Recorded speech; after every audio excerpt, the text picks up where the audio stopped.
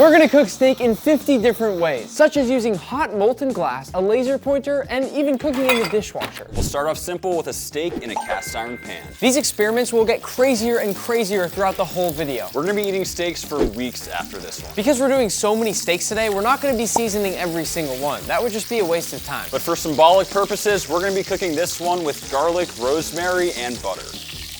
He's Max the meat guy. Of course it's gonna be perfectly cooked. What'd I tell you? Something we all know and love, burgers. I think we already know this one's gonna work. But you know Max and I always grind our own meat. Wink, wink. We're looking for a really nice ratio of fat and meat. And you wanna have your meat nice and cold. Roll it up into a ball and just gently form those beautiful patties. If there's one thing Max and I know, it's how to make a good burger. Down with the patty. We're just gonna give it a quick flip. Check out that crust. A burger is a great way to cook a steak. One of the most classic ways to cook a steak on the gas grill.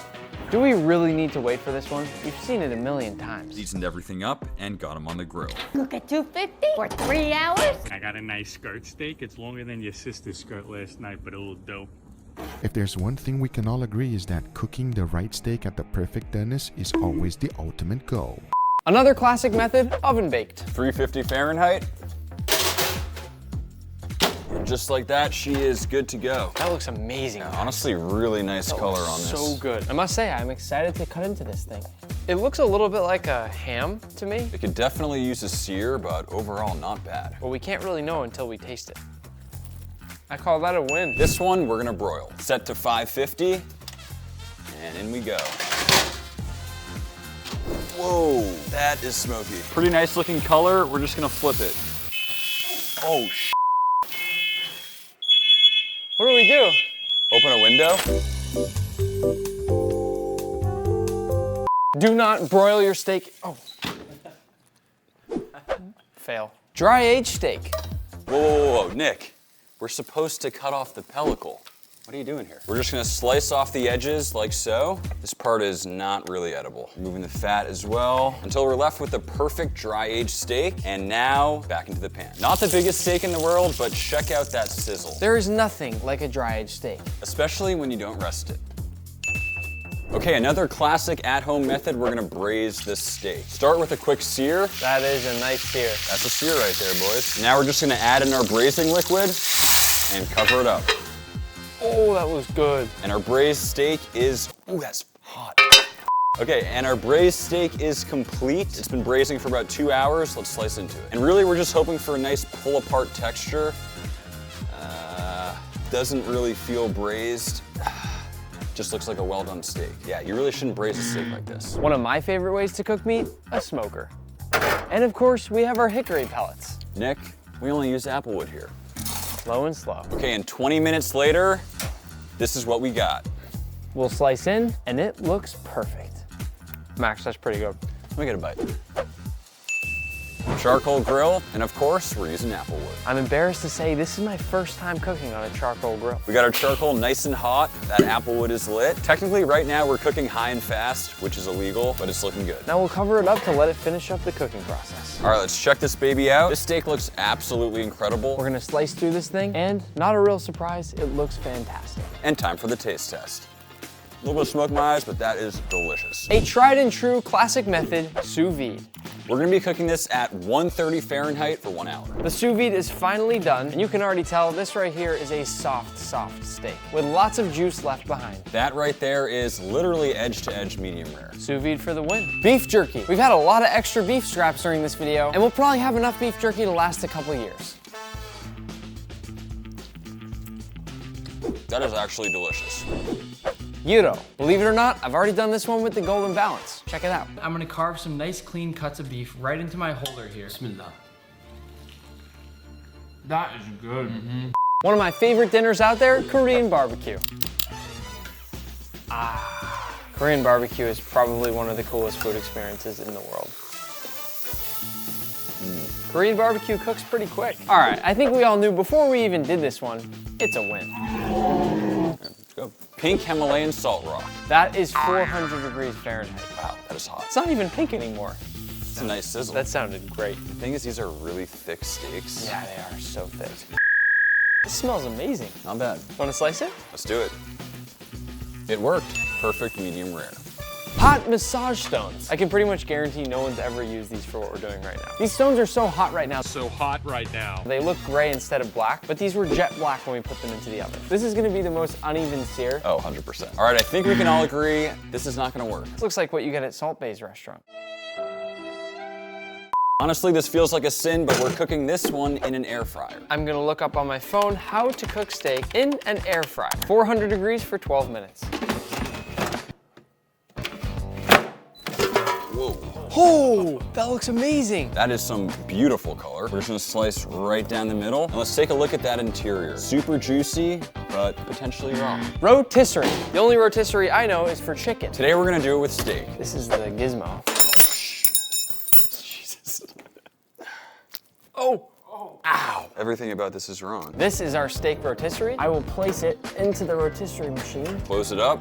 Max temperature. Say 350. Turn it to rotisserie mode and turn my Crocs into sport mode. There it goes. Nice. Whoa. She's beautiful. It's beautiful. This has been going for about 20 minutes. Time to check it out. Ow. I mean, the crust on this thing is incredible. Nice golden brown. Looks delicious. First things first, we'll take out the skewer and then it's time to slice. And what I like to call the moment of truth. It's perfect. It was perfect. Perfect. I'm actually surprised how well that worked. Actually, Came really out good. fantastic. Do we need to save this one for turkey, or can I save it for later?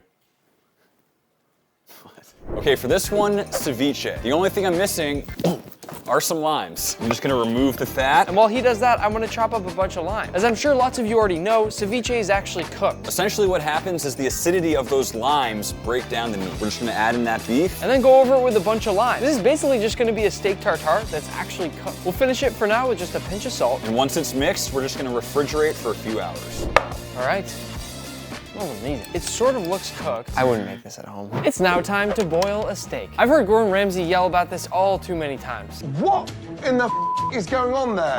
Max, you and I both know this is something we can never be proud of. I'm with you. Oh, it's horrible. Please promise me it's the first and last time for this. All right, our steak has supposedly finished boiling. It looks awful. It's almost starting to flop over like a brisket. It's gray.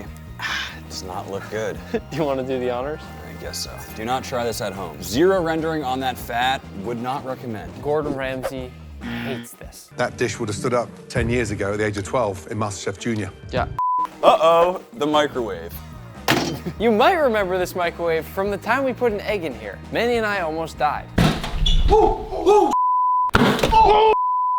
We're gonna add our steak to the microwave. This just feels so wrong. But it might work. We'll see. That's why we're testing.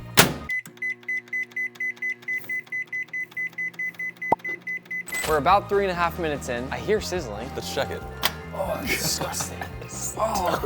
Completely gray on the bottom, but still red on top. I think we should flip it, Okay. right? Let's flip Yeah. it. That's how you cook stuff. Oh. That's bad. Oh, no. All right. Okay, I think we're done. Oh no. It's just so wet in there. That is not looking good. Slice in. It's so strange that it cooked from top to bottom. Doesn't look terrible though. Doesn't look good. That is absolutely gross. Panini press. This one happens to be a George Foreman. You burned your foot on a Foreman grill. I like waking up to the smell of bacon. Sue me.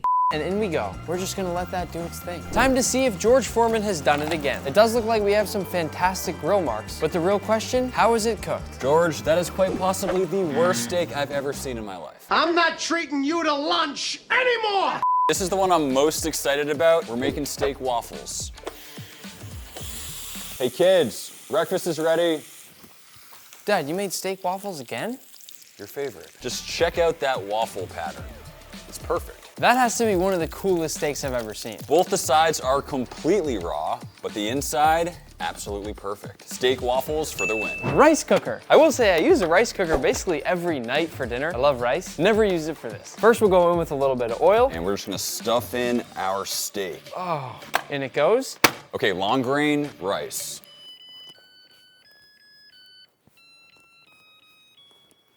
You should be ashamed of yourself. It's funny. Be ashamed of yourself. We just let this go for a full cycle that you would cook rice on. Oh my. Immediate no. Probably one of the least smart ideas of the day, toaster. This one's quite simple. Drop them in. Now we wait. Cranking it all the way up for a nice sear. Yeah. Well, actually, the fat on this one actually looks fantastic. Yeah. Like, I think the Oh my God. I've always wanted to know if we can cook a steak in a hotel room. Let's iron. I mean, this seems to be working. Amazing. 0 wrinkles on this. We're treating this steak like we would a nice dress shirt. It's gonna be wrinkle-free. Time to steam a steak. About 15-20 minutes later, here's what we're looking at. And if you don't feel like it's quite finished, we can continue steaming it. It's all about that attention to detail. Ah, God. That was hot. This entire steak is extremely gray. I'll slice in, and actually, the results aren't too bad. But again, who wants to eat a gray steak? Honestly, this steak looks amazing. It's time to find out how amazing it really is. Not bad. It's still moving. Nick, if you're too scared to eat it, I will. Pretty good. The verdict, this thing works extremely well. Next up, confit. We're cooking beef in its own fat. We'll pour in all this beef fat. And slowly let it cook. You've probably seen this before with duck confit, but never with beef. This steak looks a little overcooked, but we never judge a steak by its crust. That actually looks fantastic. Cooked in beef fat definitely works. We're cooking this one in 10 pounds of butter. Oh. This right here is 10 pounds of mayonnaise. Butter. It looks exactly like mayonnaise. Our butter's melted and in she goes. We've both done this with lobster, by the way. And while we don't know the results of this one yet, when it came to the results for the lobster, it did absolutely nothing. That did absolutely nothing. Oh, whoa. Man, I feel like it's like nearing. Oh! Yummy. We essentially just boiled this in butter. It looks pretty good. That's one of the best looking steaks on the inside that we've had today. That outside though. This could be the best bite of meat we have ever had in our lives. Anything's possible. Once again, I'd say the butter did absolutely nothing. This guy is gonna get deep fried. It sounds crazy, but I've done it before and it's not the worst. This steak right here has the meanest crust we've seen yet. And that's why I say deep frying isn't usually that bad. I'll be the judge of that, Nick. I mean, this right here is easily the best crust of the day. But how's the inside? So that right there is what we call a bullseye. Overcooked on the outside, very rare on the inside, but overall, not terrible. I hit a bullseye. Chicken fried steak. Into the flour, get that nice and covered, right into the buttermilk, back into the flour, and into the hot oil. The hope is that we got a nice Popeyes-like crust. I would say by looking at this thing that we sort of did. Pretty nice golden brown, nice and crunchy. You gotta love the sound of that. This has gotta be one of our most tasty looking steaks of the day. This is better than we could have ever imagined so far. Let's do it. Ow, that's good. That's really good. I'm gonna have to chicken fry my steaks more often. Just like we see at Salt-Based Restaurant, pouring hot oil. We're just gonna ladle our 400-degree oil right on top. It's a little underwhelming, not gonna lie. Oh wait, hold on though. Can we lift it up and do it on the fast? Sort of working, I guess. At this point, I think we can all go ahead and agree this is... Don't be salty. We're cooking this one in the pizza oven. I feel like this will either be really good or absolutely terrible. Let's take a quick look at this steak. To me, it's one of the better looking steaks we've had this entire experiment. Just check out that fat cat. And just like that, our steak is done. And this steak looks absolutely perfect. This is probably my favorite steak of the day. This steak is so good, we gotta give some to Nick's dog, Pepper. Pepper. Hey, Pepper. High five. There you go. Easy bake oven. Now this one's actually my personal favorite. We've done it a few times and it most definitely works. I call that a success. Next up, we have a device called the Searzall. Seems like it might be taking a while. Get out of the way, Nick. This is a real torch. This is actually working great. Get out of the way, Max. Just listen to that thing. We made that steak sing. Flamethrower. Whoa, whoa, whoa, whoa, whoa, you're gonna light my It's fine. studio on fire. Next up, we're gonna roast this steak over fire. First, I'm gonna add in a bunch of ethanol. That is so much. Where's the fire extinguisher? We'll take some slices of our steak. And then, with my tongs, here we go. Why is it taking so long? Nick, is this fire even real? It's real, but it's definitely not as hot as I thought it would be right now. Like very not hot fire. I love that we can just play with the fire with our hands. Oh, looks like I just burned off all the hairs on my hand. Nick, you gotta know when to give up. This one's a fail. Tong Hulu. And because you all asked me to do it so many times, I've already done it. I want to love it, but I hate it. Freeze-dried steak. This steak has a 25-year shelf life. I'll be eating this when I'm 55 years old. Pretty nifty. You sure it's doing anything? I hope so. Wow. Did it? I didn't do anything. The can opener is too weak for this. That's gross. That's disgusting. It doesn't smell as bad as it looks. It says to just add water, so. Whoa. They turn steak colored right away. It's like steak cereal. Wait, that's amazing. I don't know if amazing's the word there, Nick. Are you gonna eat one? Of course. It just tastes like steak. Really? I think it does. This was really expensive, and now I kind of understand why. Wow.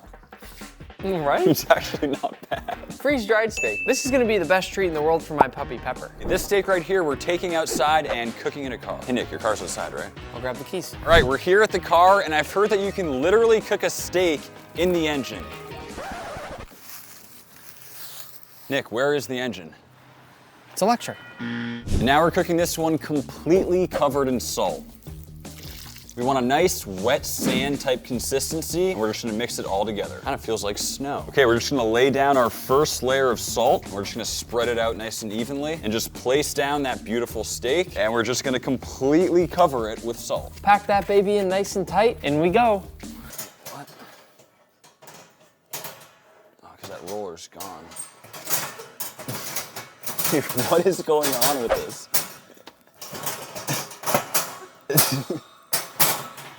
It's my first time using an oven, and in the oven at 350. Out she comes. Here we go, Max. And we have a fully salt-encrusted steak. Just gonna crack it open. It's like a dinosaur egg. The question is, how is it cooked, and is it way too salty?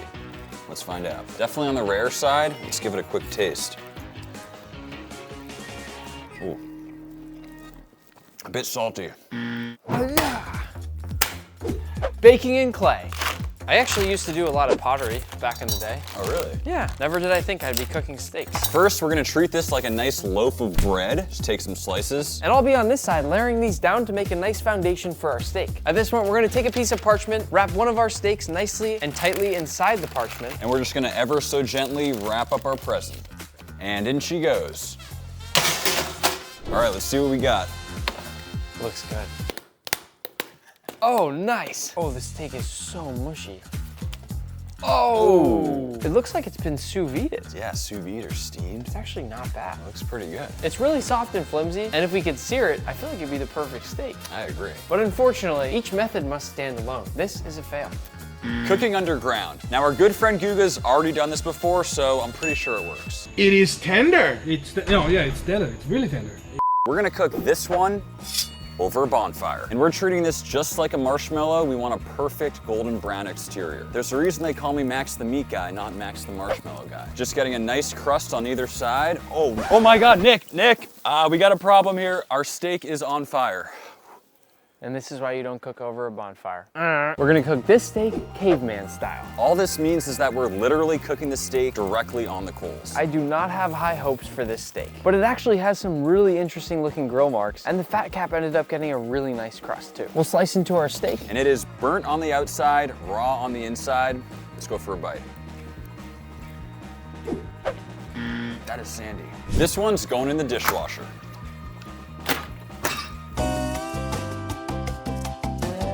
The cycle has just finished. She's looking good. And we're just opening up our bag, and there's our steak. And just check out how much juice got released. I have a feeling this is gonna be perfect. Just slice into it.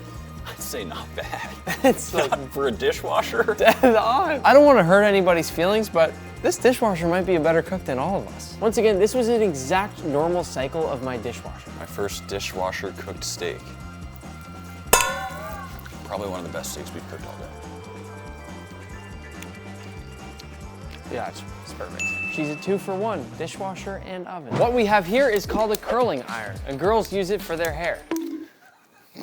We have it on turbo mode right now, so it is extremely hot. I'm just gonna hang out here for a little bit and let it cook. I mean, it smells good, but the question is, what happens when I click this lever? 3, 2, 2.5.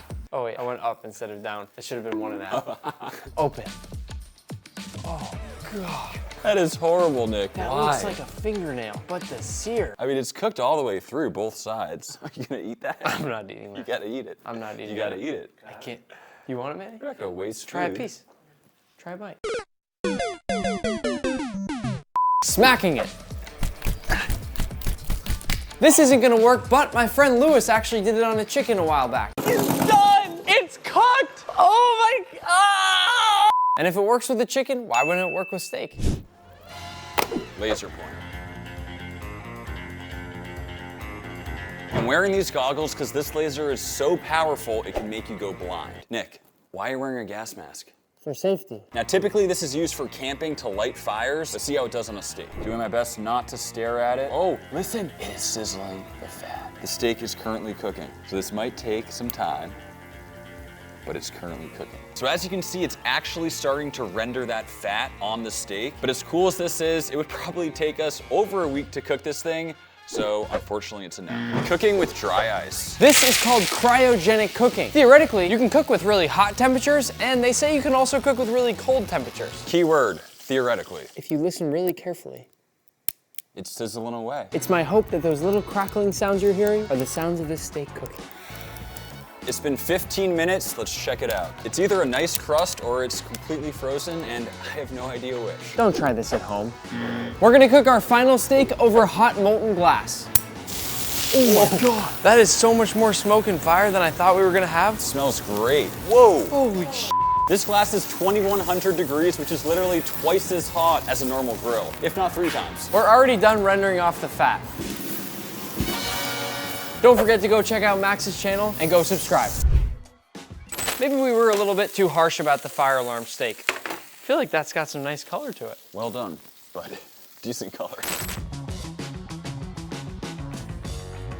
In this video, we're gonna show you 50 ways to use a watermelon, with the methods getting crazier and crazier as the video moves on. And at the end, we're even gonna find out how many rubber bands it takes to explode a watermelon. We're gonna start out simple with a classic slice.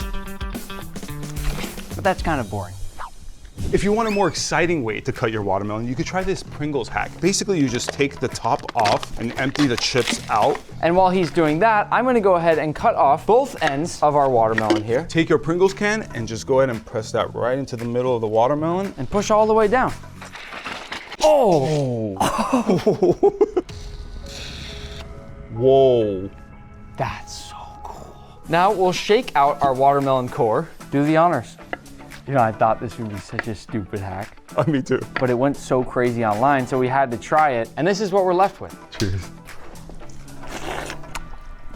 These next few watermelons we're gonna show you are extremely rare. This one here is called a midnight watermelon. As you can see, when you compare it to a regular watermelon, there's really no pattern on this one at all. The skin on the outside is super dark. But Nick, as you know, it's what's on the inside that counts. Throughout the day, we're gonna just test out random tools that we bought online that work with watermelons, and that's why we're gonna slice into it. Ready? Yeah. Are we doing it the wrong way? No. No. Oh! Whoa! This is insane. That's like the coolest tool ever. The thing I'm wondering is if it tastes different than a regular watermelon. It tastes exactly the same. Just as rare as that midnight watermelon is this yellow watermelon. These are extremely hard to get. The flesh on the inside should be completely yellow. Whoa! That's insane! It's not just yellow, it's like vibrant, beautiful yellow. This is crazy. Tastes like regular watermelon. I'm so disappointed. I thought it was gonna taste like a pineapple. If the yellow watermelon blew your mind, wait till you see the orange watermelon. I know it doesn't look like much on the outside, but theoretically, when we cut into this thing, it should be a beautiful, vibrant orange. I'll believe it when I see it. Here we go. It's orange. It looks like the sun. The sun's not orange. Isn't it? It tastes just like yellow watermelon. That tastes just like watermelon. Blue watermelon. We want to try to see if we can make a blue watermelon. We've done orange, we've done yellow, we've done red. But we haven't done blue yet. Drill some holes. Did I do a good job? I think so. Dude, I could do this all day. Look at what we got when we drilled into it. It's a perfect flower. Can I take it to my mom? So the next step here is placing these blue sodas into the holes. So what, is a watermelon drinking it? I think so. Okay. You can see it's already absorbing a lot of that liquid. Whoa, look at that. Keep watching, because we're gonna come back and check on this in a little bit. This next one, I am very excited to show you. Cover your eyes. You like that? Cover your eyes, please. Anyone watching right now, cover your eyes. 3, 2, 1, open your eyes. What? We got a square watermelon from Japan. No way! Are you kidding me? This is one of the craziest things I've ever had in this kitchen. How did you get this here? Because you cannot bring fruits or vegetables from another. Cut the tape. Cut the tape. No, that is so nuts. Yeah. These only grow a very certain part of the year, and the way they grow them is they force them to grow inside this square box so they fit the shape of that box. When you cut inside these, they're supposed to be yellow and red. What? You don't understand how many videos I've watched of square watermelons. I've been obsessed with square watermelons my entire life. Look how cute even the little stub on there is. Everything about this watermelon is utterly perfect. This is crazy. I never thought I would see one in my life. The moment of truth, is it gonna be yellow and red on the inside like all the other square watermelons or not? Ooh. Ready? Yeah. Here we go. Cutting in. Oh, it feels good. I really want to make sure we get the perfect slice with this thing. This is crazy. I cannot believe we're about to eat a square watermelon. You ready? Yeah. Let's go. I can't wait. 3, 2, 1, go. It's cake! What It's cake? Did I trick you? That looks like the most realistic cake I've ever seen in my life. I tried so hard to get a real square watermelon, but it's impossible, and frankly, it's illegal. Instead, I got a watermelon cake.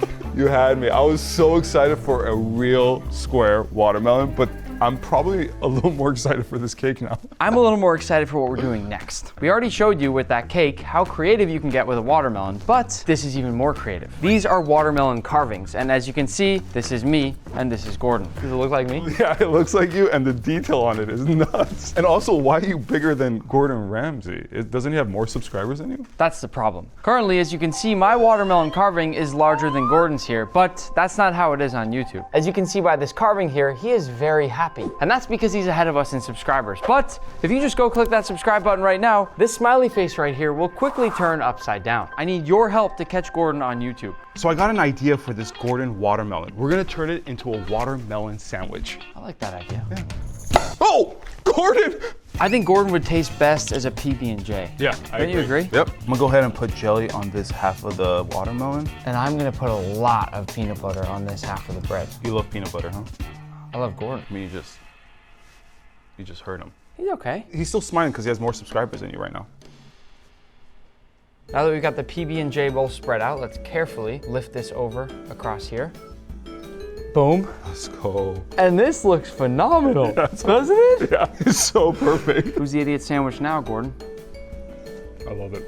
Adds a little bit of complexity. And it kind of tastes like Gordon Ramsay too. Here you go, Gordon. He's never gonna catch you. You know what I think we need with these watermelon sandwiches? Some watermelon fries. And we're not just making any ordinary watermelon fries, we're making crinkle cut fries. Ooh, my favorite. We'll slice open our watermelon, and then we need to make one large slice, just like this. Next, I'm gonna just trim off all of that watermelon rind. And then it's time to crinkle cut. After we're done cutting all our fries, we got a beautiful plate of watermelon fries. That's a perfect crinkle cut fry. I personally like to have mine with yogurt for dip. But you know what? We're still missing just one thing. Oh, watermelon seeds? We've been using watermelons all day, but we haven't even seen any seeds yet. It's extremely hard to even find watermelons that actually have seeds in them nowadays. But luckily I carry a few extra watermelon seeds in my back pocket. This right here is what I call a nice square meal for the day.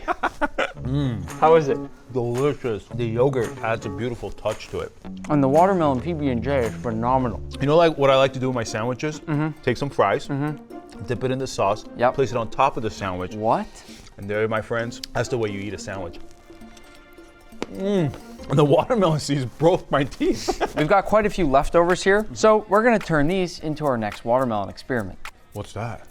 Watermelon yogurt bark. First, I'm gonna chop these up into little cubes. And while Patrick's doing that, I'm gonna start prepping our yogurt. I will then start scooping these cubes into our bowl, and once we have enough, I can start mixing this up to make our nice watermelon yogurt mix. We'll also add a few extra watermelon seeds into the mix. We didn't want you to have to sit around and wait, so we've actually already prepped some of these nice frozen yogurt patties. But there is still one more step. We're gonna carefully dip our frozen yogurt watermelon into some chocolate. And the key is making sure you move fast because the chocolate will very, very quickly melt that yogurt. Once they're frozen, we got this beautiful watermelon yogurt bark. Crunch. Oh, that's so good. Wow, and look at the inside. Look at the cross section of this. I can't complain. Coming off of that delicious yogurt bark, we're gonna take some inspiration from our science buddy, Mark. A little while back, he made this really cool naked watermelon, and we want to see if we can do the exact same thing right now. Yeah. Patrick is going to take both sides of the watermelon and hollow them out so we have our watermelon shells. And on this side, I'm just trying to remove all of the white part until I barely just sort of start seeing pink. Once my watermelon looks something like this, I'm going to take a rough sponge, slowly shave it down and smooth it out on the outside, with the ultimate goal that this is going to perfectly fit just inside of Patrick's 2 shells. And just a few minutes later, we're getting closer to getting that perfect fit. Time for the moment of truth. Here we go. Wow! This worked.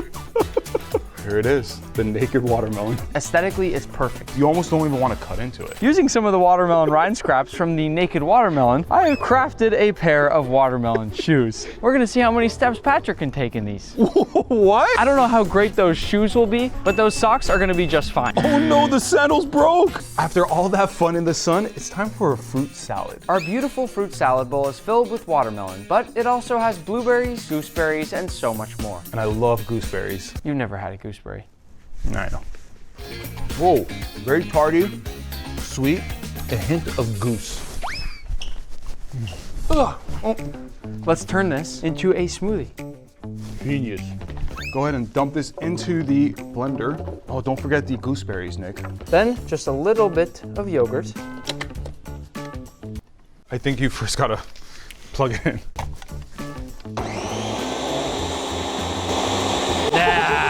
Yeah. Pour it in. Fill that cup all the way to the top. Last but not least, What? pick a hand. Okay, you got to pick one. We got umbrellas, dude. Cheers. With the umbrellas? This is so fancy. This isn't fancy. Watermelon caviar is fancy. First, we're gonna measure out a 1/3 cup of watermelon juice, toss that into a pan. And then we'll heat it up until it just slowly begins to bubble. And once it's nice and warm, we're gonna go in with a 1/4 teaspoon of agar-agar powder. If you've never heard of that, it's basically just a seaweed powder that chefs use once in a while. Once the agar-agar powder has dissolved, it's time. This is a glass of oil that's been in the freezer for about 1 hour. All we have to do is put a few nice drops of our watermelon mixture in the top, and they should slowly fall into these perfect little circles. That looks insane. You wanna try? Yeah, can I try? Caviar is usually expensive, but if you want to make it at home, I guess this is an affordable option right here. And the coolest thing is you can make caviar with every fruit you could possibly think of. It's just a little bit of science. To finish the caviar, we're gonna strain out all the oil. And once we give it a quick rinse, we're left with these beautiful watermelon pearls. Now, as for how we use this watermelon caviar, it's time to make a bit of watermelon sushi. What? It turns out you can turn watermelon into something that looks exactly like tuna. Oh, that looks insane. It also came with a seafood container. Looking at this is almost unbelievable. It is remarkably similar to fish. It also smells like tuna, which is mind-blowing. This was marinated in a bunch of Japanese ingredients for several days. That's how it achieves this soft and floppy, almost fish-like consistency that we have here. But if you look closely enough, you can still tell it's watermelon. Yeah, all the seeds are still there. So to make a few pieces of nigiri, I'm just gonna slice this fish at an angle, just as the Japanese sushi chefs do. That's insane how much this looks like tuna. Vegans rejoice. I'll do a nice clean slice through the fish, and it's funny, as much as it looks like tuna, it still cuts sort of like watermelon.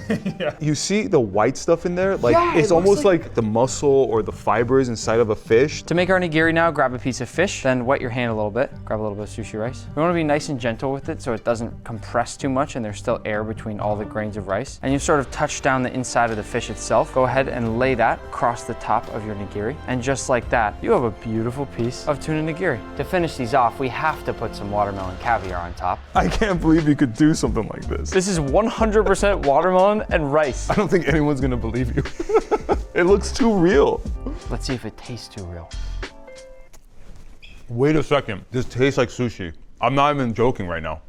This tastes like sushi. Yeah. Because of that marinade. Yeah. We did something unbelievable here, Patrick. A blue watermelon would be even more unbelievable. Oh, yeah. Let's check on it. Yeah. Take your guess. Did it work? I'm gonna say yes. I'm gonna say no. Close your eyes. Please be blue, please be blue, please be blue, please be blue. No! This right here is the world's only piece of blue watermelon. That is blue! And even though that hack didn't work, luckily we have another one called the watermelon windmill. The way it's supposed to work is we run this tool all the way across the watermelon and it's supposed to cut out perfect watermelon squares. No way! Wait, that's crazy. So perfect, look at that. For not having to do any work. I know, this is effortless. I gotta say, I think this device is probably cooler than the slicer that we used earlier on the Midnight Watermelon. Yeah, I agree. Once we're left with all these nice little watermelon cubes, we're gonna do two different things with them. First up are these watermelon feta skewers. Maybe you've thrown them on the grill at some point at home, but even though they may look simple, they are delicious. And as a finishing touch, we're gonna go ahead and garnish this with some fresh mint. This is definitely nice, but the other way to use the cubes, I find to be a lot more creative. Another use for the cubes that we got are watermelon ice cubes. And we're gonna quickly move on to actually use these ice cubes for something. We'll take it to the next level by making fruit-infused water. Go ahead and toss in our ice cubes. Coming. Oh! So what you do is you go like this. Whoa! All we do now is fill it to the top with water, then close our lid, and we're left with this amazing watermelon-infused water. Wait, why don't we just make watermelon juice?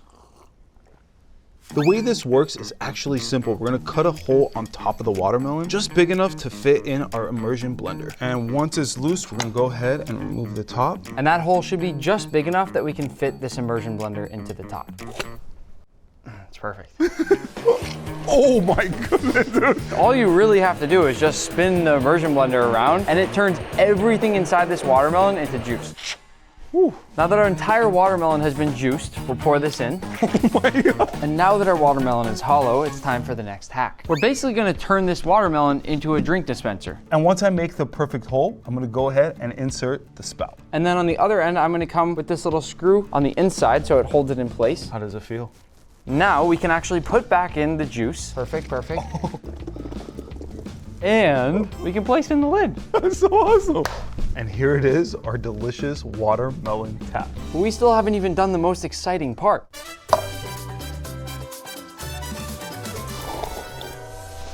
How nice is that? We have one more great use for the watermelon tap. If you want to make a refreshing summer meal, you can actually make an amazing watermelon noodle bowl. As you can see, we still have plenty of watermelon juice left in our watermelon tap, at which point I'm gonna just put in these matcha noodles, and that's really it. We're left with this unique and creative noodle bowl. You know what? It's actually not that bad. Is it good? Yeah, it has that hint of watermelon and the green matcha. I'll be back. Thank you. We still have some leftover watermelon juice, so now we're gonna be making watermelon soda. First, we're gonna just go ahead and pour the watermelon juice into the bottle. Once we filled this up to the line, Patrick's gonna go ahead and lock this in, and then we just crank it down, right? Yeah, this is scary. Oh my. You gotta be a little more gentle. It's a light touch. I went hard. Hear that? Yeah. Watermelon soda. Yeah? Woo! Let's put on our lab coats, because I want to carbonate a whole watermelon now, not just the juice. Ooh, let's do it. This is going to take a little time. To begin, Patrick's going to fill this red cooler with a bunch of dry ice. And once we have a nice layer on the bottom, I'm gonna bring these to the edge, and then I'll cover it up with towels so we protect our watermelon. Once our dry ice is prepped, we're gonna go ahead and add in our sliced watermelon. It might sound crazy that these are gonna get carbonated, but as you can see, the reason we're wearing lab coats is there's a little bit of science happening here. So what happens is that the dry ice, the air in the dry ice goes into the watermelon, and then it fizzes the watermelon. It gets carbonated. The key is we cannot put these latches down, because if we do, the gas can build up and explode. And you said you have insurance? That means that the only final step to prepping our carbonated watermelon is to wrap this entire cooler in plastic wrap. What this is gonna do is hold all of that gas inside this little chamber here, forcing it into the watermelon, and hopefully when we open this in a bit, that watermelon is gonna have a bunch of bubbles. We're gonna go ahead and put this off to the side and come back to this later. Continuing on in our journey of science, we're gonna make some liquid nitrogen ice cream. So here's how this is gonna go down. First, we need to make our ice cream mix. We're going to go in with, very simply, some melted vanilla ice cream. Next, we've made some fresh watermelon juice, and I'm gonna start mixing. You stop when you feel like we have enough watermelon flavor.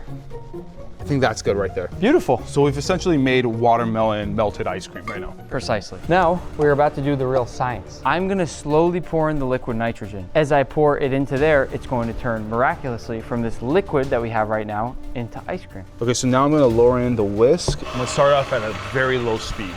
Here we go. Careful. No way. This is amazing. You can see after our first pour, it has thickened up a lot. I think this is one of the coolest things that we've ever cooked. That's it. We're good. That's nuts. I mean, if that's not ice cream, I don't know what is. It's been a pleasure doing science with you, Patrick. It's the best. We even did it in a heart shape for all the subscribers since we love them so much. I think it tastes better off the whisk. This looks perfect. This looks amazing. It could look a little better if we give it a topping. How about some freeze-dried watermelon? This one's gonna be really simple. Patrick and I bought a very expensive freeze-dry machine. Can you Venmo me? Yeah, I'll do it later. Patrick is gonna cut this now into some nice cubes, which hopefully, if our freeze-dry machine actually works, will turn into these beautiful freeze-dried watermelon cubes. And once we've fully filled up one of our freeze-dry trays, I'm gonna toss that right into our freeze-dry machine. A couple hours later, fast forward to our perfectly freeze-dried watermelon. The watermelon has become really light and almost fluffy. Try one. Wow, that was delicious. That's what the astronauts eat. We're gonna crumble it onto the top of our ice cream. And to finish it off, we're gonna add in some chocolate chips to give it that watermelon seed look. Now that looks good. That's amazing. Let's take a nice, good scoop of this. Whoa. Good? Oh. Brain freeze? We can take the lab coats off. Okay. Going off the theme of freeze drying, let's dehydrate. A while back, I saw Max the Meat Guy make these watermelon Doritos. So the way this one works is actually really simple. All we have to do is cut our watermelon into nice thin strips like this. And once I do that, Patrick is gonna take this triangle mold And just cut some triangles out of the watermelon. So the next part's easy. Now that we have our watermelon slices, we're gonna lay them across our dehydrator here. Sprinkle it with my favorite seasoning, tahini.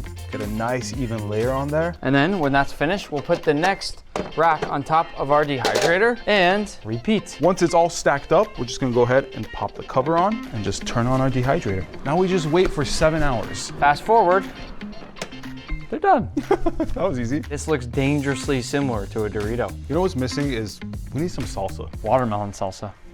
First thing I'm gonna do is go ahead and throw in some mint leaves. And I'll follow that with a little bit of chopped red onion. Every good salsa comes with some jalapenos. And you can't miss out on the cilantro, although I know it might taste like soap to some of you.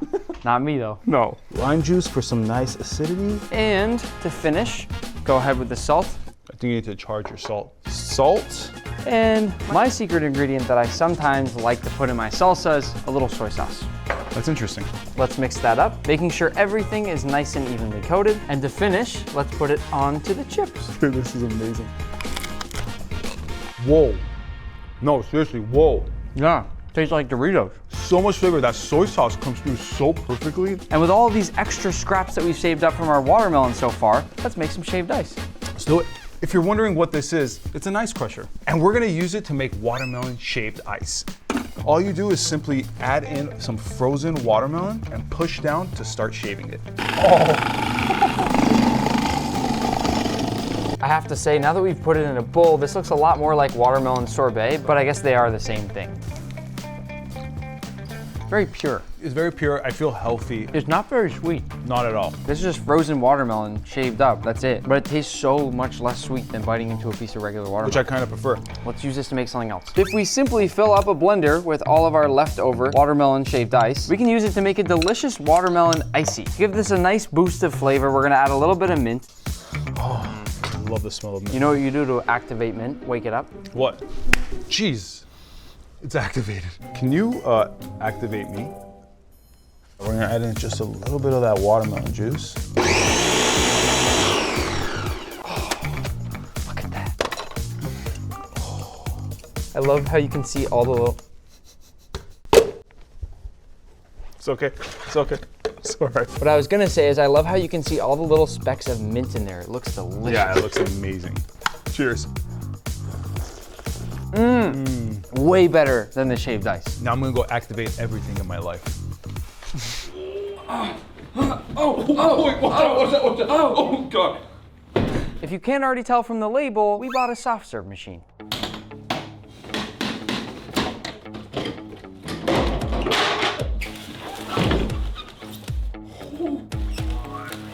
You got it? I don't got it anymore.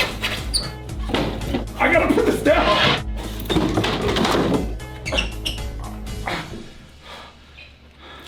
We got our water and we got our watermelon soft serve mix, and all we gotta do is just mix these two together. I'm gonna make a vortex. Oh, look at that. Look at the color change. It smells like watermelon bubble gum. Yeah.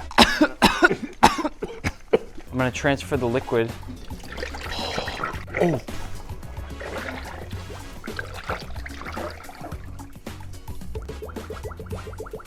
Is that a good sign? Lid on. It's showtime. Let's do it. So once this is at 100%, our ice cream is ready to come out. 25%, 50, 75%, we're getting there. Come on, buddy, get there. 99, Let's go. 99, 100! Oh! We're ready to fill. Oh, are you kidding me? That is so awesome. No way! Who would have thought? Aside from the fact that the soft serve actually looks perfect, I love the fact that we have these chocolate chip watermelon seeds. We could open a shop with these. Yeah, you're right. Seriously. Holding this makes me feel like I'm sitting in a field in the middle of the summer. Surrounded by horses. No horses. Oh.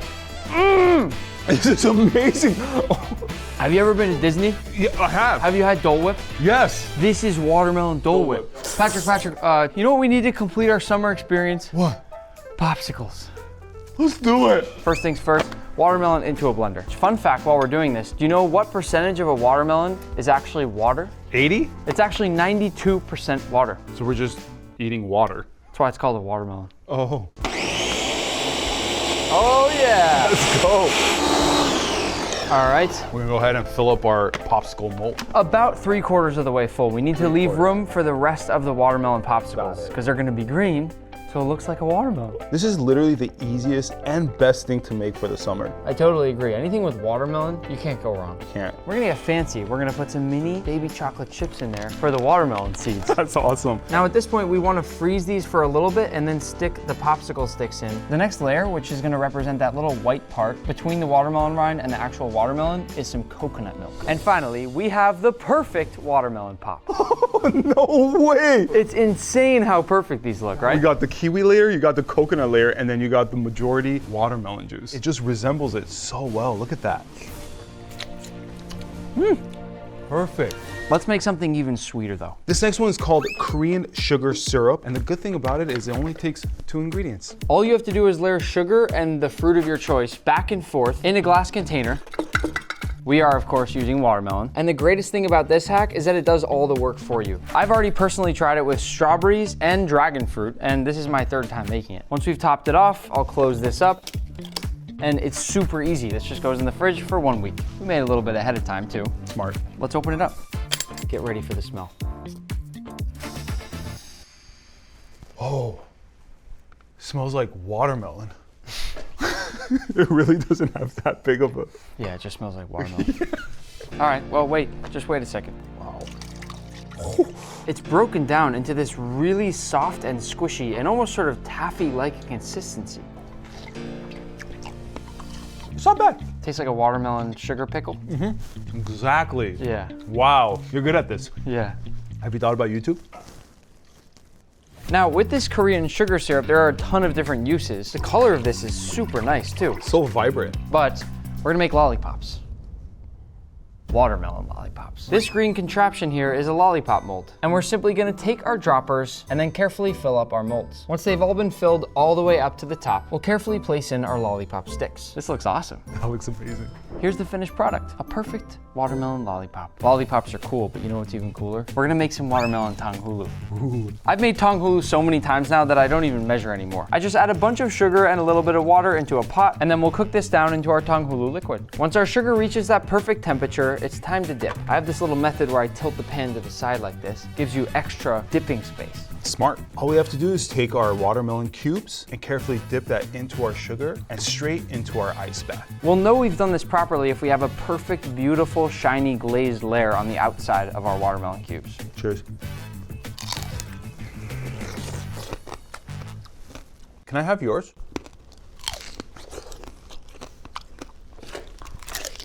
Next up, we're making one of my personal favorites, watermelon fruit leather. Nick, you've made this a million times. Do we have to do it again? To be fair, I think I've probably made fruit leather out of every single fruit in this world. Yeah, we all know. We might not have made fruit leather today, but we'll move on to a hack that uses fruit leather. We're starting off with some fruit by the foot. Brings back childhood memories. The sweet flavor of all natural and non-artificial watermelon. 100% organic. We'll bring back in some of these party sticks from earlier in the video. Now you just take that fruit roll up and we're gonna go ahead and wrap our watermelon. You shaboozle it, you know what I mean? No. Oh, it fits perfectly. Same here, look at that. Oh, come on. Look at that. I think mine looks better. It does look a lot better. And now we're just gonna take a clean plate and pour in some of that chamoy. What is in chamoy for people that don't know? I don't know what's in chamoy. It's a condiment that basically is just filled with different dried fruits and chili peppers. Now we're gonna take our watermelon and just dip it into the chamoy sauce. Make sure you cover all sides. Make sure to do the top. People forget the top. As the finishing touch, we're gonna sprinkle tahini all across our Mexican watermelon. Can't forget the top. You can't forget, see, rookie mistakes. See, we almost forgot the top. And as our last step, to level up our Mexican watermelon, we wanna squeeze some lemon on top of that. Bon appetit. Cheers.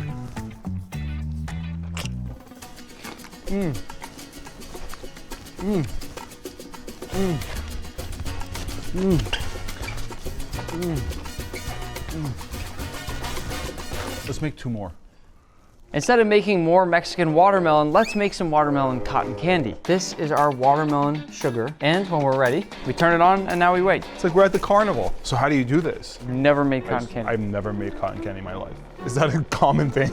Just watch, okay? Whoa, it looks like spider webs. See it? You can see it just sort of very quickly forms this loose fiber around the edge of it. We go in, Whoa. we spin, and we just keep spinning. Collect all of the cotton candy. Look at that, now it's going. See how it's going fast now?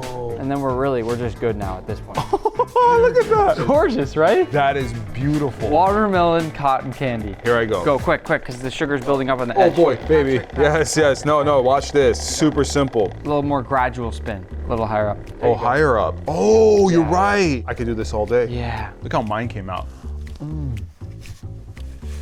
What are you doing?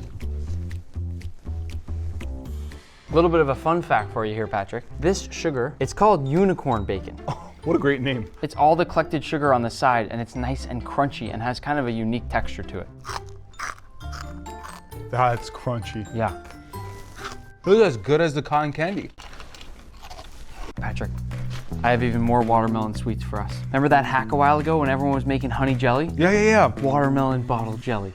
Inside these bottles is corn syrup and watermelon juice. I've shaken it up, then we've frozen it for a little bit. And if I squeeze mine here, it should go straight up. Oh, I need your help. 3, 2, 1. That's so sick. Nice. What's better, the cotton candy or these? That's a tough one, but I'm gonna go with the cotton candy. We're going from jelly to jello. Oh, I didn't want to wait for the jello to actually set, so I made this ahead of time. We turned the entire thing into watermelon juice, we added gelatin, and now it should be jello. so if I cut into this, there's jello. I hope so. Go ahead. All right. Oh my. Patrick, why would you cut it like that?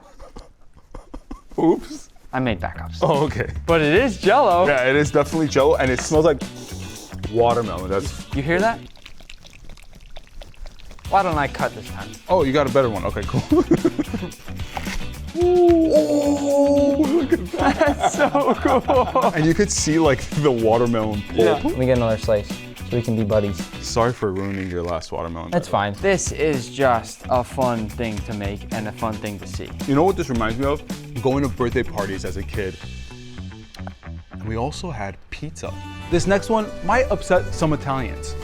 We're making watermelon pizza. So we're just gonna cut out a thick slice out of our watermelon. Just be careful when doing it. Don't do it like Nick. I'll place that on top of the pizza pan. Start off with the pizza sauce. Spread it right around, not too much, but not too little either. Fun fact, I used to work at Domino's Pizza when I was younger. So he knows how to make a good pie. Next up, we'll go on with some low moisture mozzarella cheese. And of course, we can't forget about the pepperonis. I like it when it's a little more spread, kind of, haphazardly. Yeah, well, at Domino's, a medium pizza had 28 pepperonis. I want to argue with you on the placement and how much you put here, but I'm not going it's to amazing. because you worked at Domino's. So Thank I'm not you. going to. We're going to finish this off with some fresh mint as opposed to basil. Mint works so much better with a watermelon. Gorgeous. And as a finishing touch, I'm gonna go in with some salt. And a tiny little drizzle of olive oil. That looks so amazing. Into the oven at 500 degrees Fahrenheit. After a few minutes, our pizza is ready. You know, call me crazy, but the watermelon pizza looks good. You're not crazy. It cuts really well. Yeah. The one thing I will say is we didn't quite fully melt the cheese on here, but otherwise. It looks amazing. Patrick. Cheers. Yeah. I'm a big crust guy, so. What? Compared to a regular pizza, it's juicier. What about compared to pineapple pizza? Actually, this is a little bit better. And what exactly, you might be wondering, will we do with these crusts? Well, you can make pickled watermelon rind like my mom always loves to do at home, or you can make sour gummy worms. Oh, my favorite. We're gonna take off just that white part that's sort of in between the rind and the watermelon. It should look something like this. That is then gonna be cut into little strips that look like gummy worms. Instead of using a knife to peel, which is gonna be very slow, we have a little trick, don't we? A box grater. And that's just taking off all the outside layer that we don't wanna eat and leaving just the green parts that we can turn into gummy worms. And fast forward to us polishing it off here, that is our naked watermelon. So now that we got rid of the part we can't eat, we're gonna go ahead and slice off a thin layer of that rind. This watermelon looks crazy. Yeah. And then all we're doing now is turning it into more strips.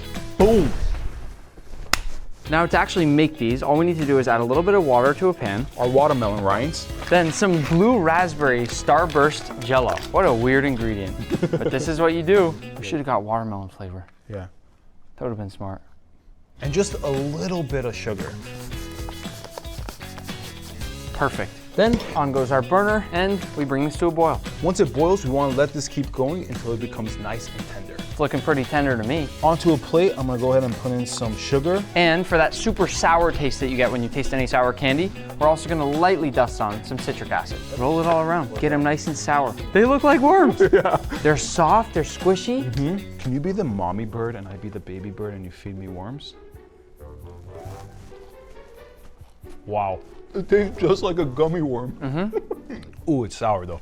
Ooh. As crazy as it may seem that we just made a pizza and gummy worms from watermelon, we're gonna do something even worse. Using the leftover watermelon we have from the gummy worms, let's make watermelon ham. We are going to basically throw this ham on a grill in a smoker and just let it go until it turns into sort of a meat. So first up, all we have to do is simply go across the entire watermelon and score it. The idea is we want to make it look like one of those sort of classic holiday hams. This is going to give us that nice texture, and also when it smokes, it's going to let more flavor get into those little cracks. Yeah, we're creating basically more surface area. You're gonna see too, when this is finished cooking, this is going to be a lot smaller if we've done it properly. Yeah. Probably about half the size. Now I'm just gonna go ahead and lightly season this with some salt. We can't forget about the garlic powder, must have on any ham. And last but not least, I'm gonna go in with just a little bit of that chili powder. A little?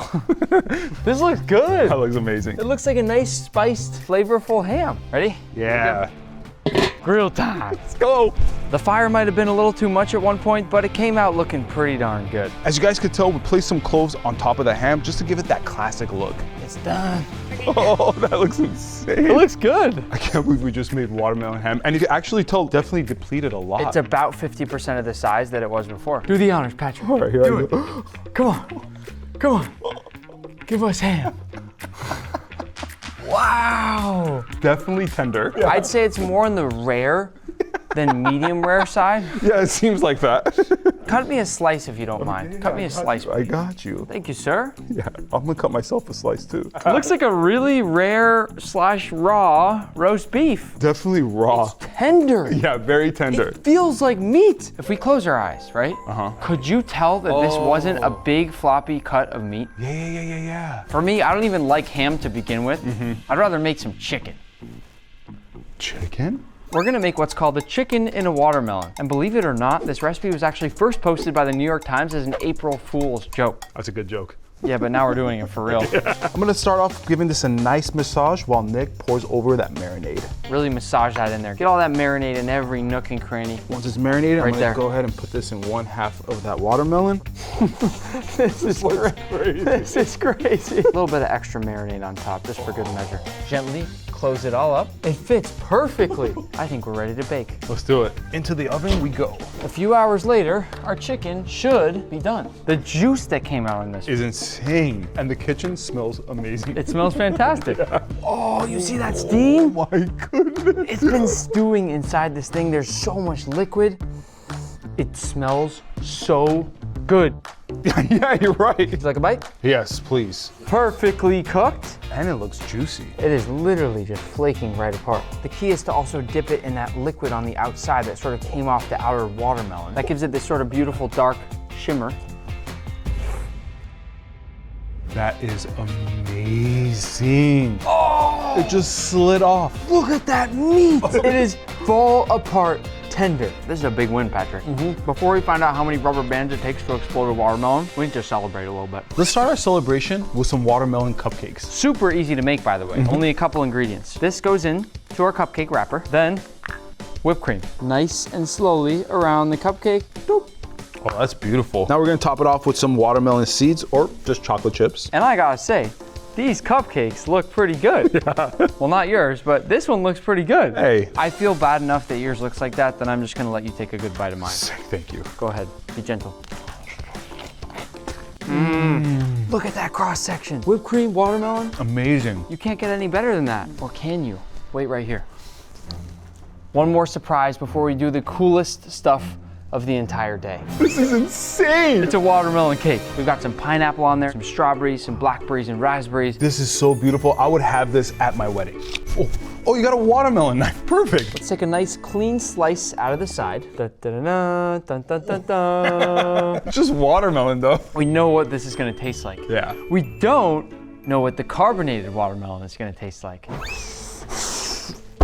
As you probably remember, our carbonated watermelon has been sitting in the background this entire video, and now it's time to taste it. Moment of truth. Part of the reason we're wearing our safety goggles is because, as you can see, there's been quite a bit of pressure that's built up around the edge of this cooler, and we don't want any explosions in our face. Hopefully not.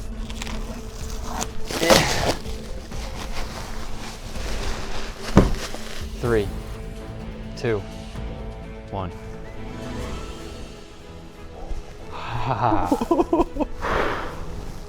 No way. It's sizzling. Cheers. It's pretty cool, right? That's awesome. Like more carbonated than a drink. Yeah. It's so carbonated. Listen to my mouth.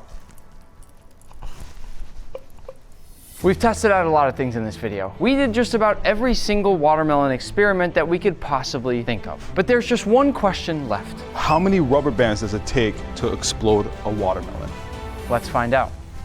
1, 2, 3. We gotta go faster than this. 6, 9. 14. Ow! Should we just fast forward? Yeah, let's not bore the people. That's fast forward. Oh, okay. 487, 489. 1 second. Okay, we gotta keep going. 492. 499. 500. 501. Oh! 503. 504. 505. Oh! Nope. I'm freaking out. Oh my god. 517. 528. 531. That's 531 rubber bands, and it still hasn't done much. It's curved. It's curved. Yeah. I see it. It is officially curved. I could feel stuff. Ah! We have liftoff.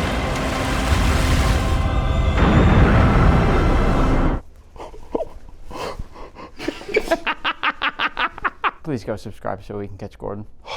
You can cook a steak with a flamethrower. Today, we'll be testing 100 of the world's craziest food hacks. That first one didn't work, but we have 99 more that I am sure will blow your mind. You can perfectly crack an egg by dropping it into a pan. It actually worked. You can hard-boil eggs in the microwave.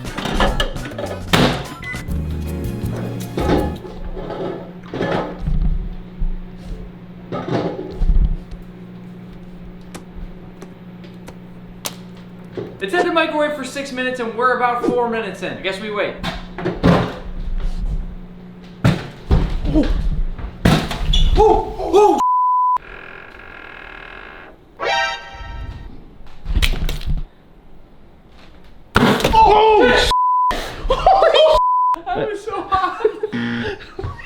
can microwave an orange and then stick in the straw to drink the juice. Break the microwave? Oh no. Stop. We'll roll it around first, stick in a straw. I don't love hot orange juice, but it seems like this works. You can microwave lemons to get more juice. One will go in the microwave and one won't. Here's our microwave lemon, and here's our non-microwave. And this one's already dripping. Squeeze. Wow. We'll see. You can get beet juice off your hands using lemon juice. I do hate when I'm cooking beets and soap won't get it off my hands, so I'll rub my hand generously with beet, and let's find out if this works. Ah, it's still hot from the microwave. But I have to say, it's working perfectly. Apparently, there's a proper way to break Toblerone. Most people go like this, but apparently you're supposed to go like this. It's more fun, but it's not more effective. There's a proper way to pour sugar packets into your coffee. Most people tear the top and then pour. Apparently, you're supposed to break it in half. It's way easier. You're supposed to flip these containers upside down to pour. Most of us would go like this, but then it goes up and down with the air bubble. Try instead pouring like this for a nice seamless flow the whole way through. You should reheat a slice of pizza using a glass of water. World's best ingredients. This is leftover day-old pizza. In we go with our glass of water. The crust feels nice, and this slice looks great. The water gives the pizza back some much-needed moisture. Works like a charm. You can use mayonnaise to sear a steak.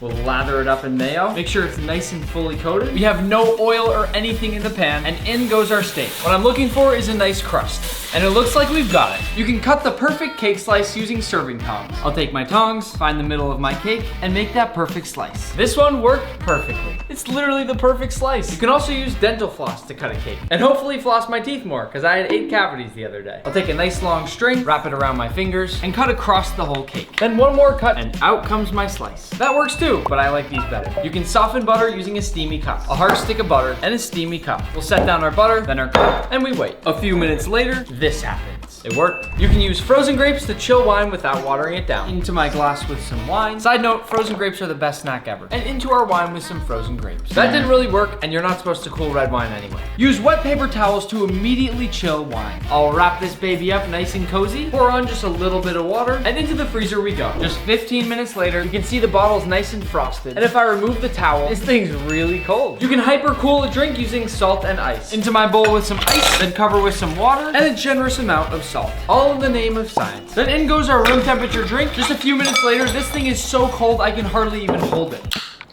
That's awesome. Use a fork to dip your Oreos so your fingers don't get wet. I'll wiggle in my fork into the filling, fill up my glass with some good old milk, and in we go. While I don't like dipping my Oreos in milk, I must say, this works. Use chopsticks to eat Cheetos to keep your fingers clean. Ooh, they're flaming hot. Why anybody would ever do this, I don't know, but it's great practice for using chopsticks. Store your plastic wrap in the freezer to make it less sticky. This has been in the freezer several days, and there's just one test we should do. If I can get this undone, this works like a charm. Just a little straightening out, and it's back to new. That is a good hack. You can use a water bottle to separate egg yolks. So theoretically, we push out all of the air of a normal water bottle, and then it's time to try to suck the yolk. Wow! You can use eggshell to remove eggshell. Into a bowl, I will drop a few eggs. I'm not having any luck. You can wet your fingers to remove eggshells. I'll wet my fingers, and in I go. It works, but nothing will ever make removing eggshells easy. You can use a bowl of water to tell if eggs have gone bad. Here is a farm fresh egg, and an egg that I left outside in the sun for 3 days. As you can see, the egg from the sun floats, and the farm fresh egg sinks. Success! Dr. Pepper is just Coke and root beer combined. I'm a sucker for Dr. Pepper. Into my glass. I'll fill my glass about halfway up with this Coca-Cola, and the other half will be some classic root beer. Dr. Pepper's definitely darker.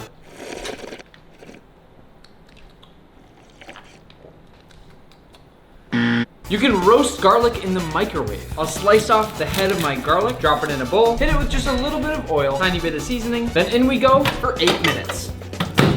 While that's going, you can peel garlic by shaking it in a glass. First, we'll lightly crush down our big head of garlic, drop it into our glass, and then just shake. This is a lifesaver in the kitchen. Whoa, it worked! Roasted garlic in the microwave. You can disguise the end pieces of bread when making a sandwich. This is one of those ones that I am never gonna believe, but I'm gonna try it anyway. I'm gonna make my favorite sandwich from when I was a kid for this one. The theory here is that if we rub the sandwich on the end sides with our fillings, such as peanut butter and fluff in my case, you can ultimately create a sandwich where nobody actually knows that they're eating the end pieces. You tell me, Manny, would that fool you? Mm-hmm. Oh, would it actually? No. Why the did you say yes then?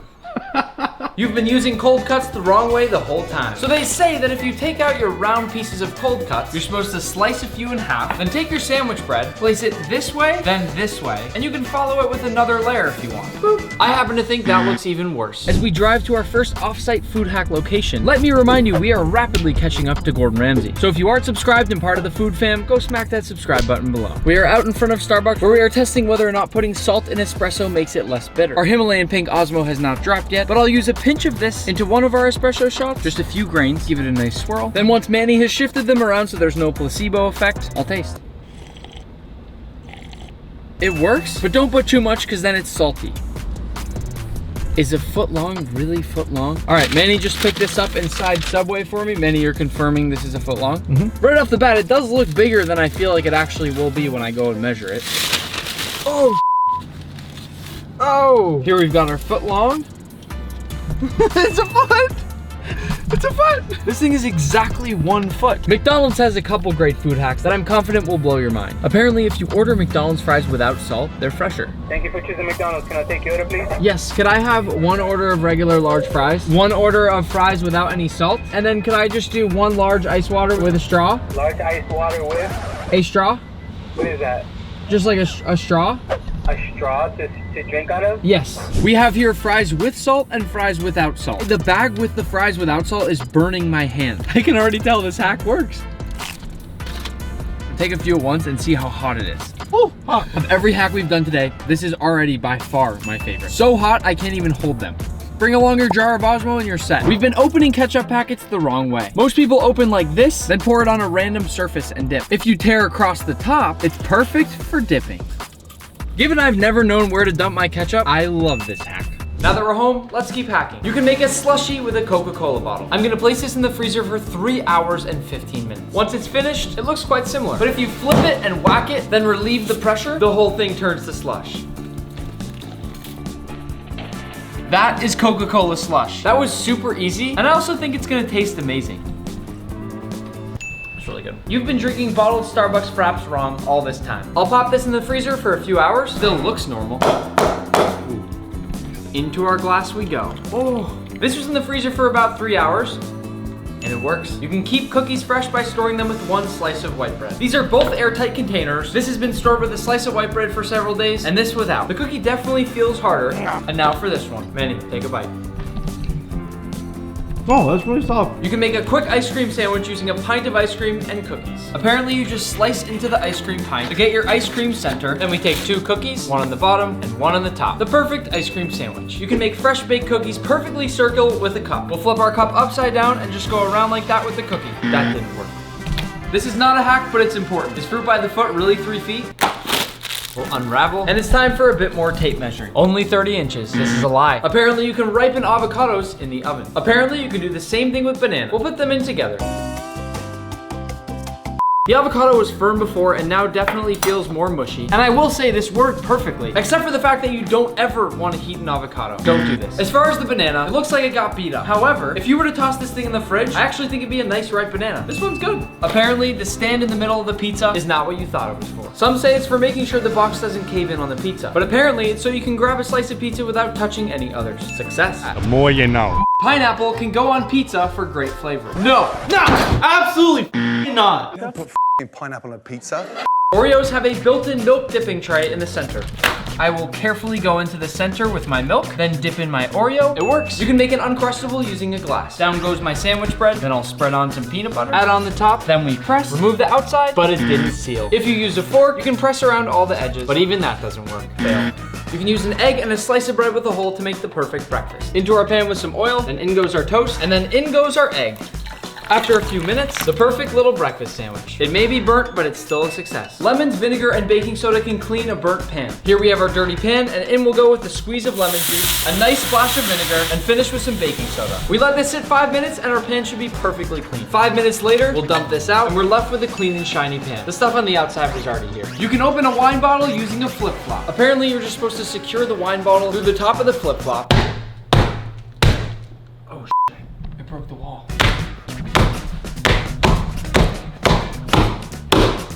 Didn't work that time, but I've done this before and I know that it works. Yeah. Oh my, it works. You can use a wine bottle as a rolling pin. I'll sprinkle on my cutting board with some cornstarch, then down goes my dough, a little more cornstarch, and then we roll. Works every time. You can use a straw to remove the stems of strawberries. Here I got my strawberries, and I'll grab one. Then apparently you poke the straw through the bottom and push. It works. You can use a chopstick to remove cherry pits. I'll take my stem off, then I'll sit the cherry at the top of a bottle, and if you push the pointed end, I'll try with the other end. It works. You can grate an egg over avocado toast to make a special little snack. You can shred chicken using a hand mixer. I'll toss a bunch of rotisserie chicken into a bowl, and then we blend. This right here is one of my favorite hacks in all of cooking. You can de-stem herbs using a cheese grater. So apparently you just have to stick the stems through the side of your grater, and then from the bottom, we just pull. This is what we're left with. Right here, we have our picked herbs. If you spray your cheese grater, your cheese won't stick. I'll be the judge of that. Nice block of cheddar cheese, and then we'll give this a nice spray inside and out, and it's time to grate. Manny, what do you see inside there? Cheese. Sorry. Word on the street, you can make grilled cheese using a toaster. I'll take my bread, neatly sprinkle on some of my cheese, cover it up. Once each slice has cheese, we'll flip our toaster, then put in each slice, and in they go.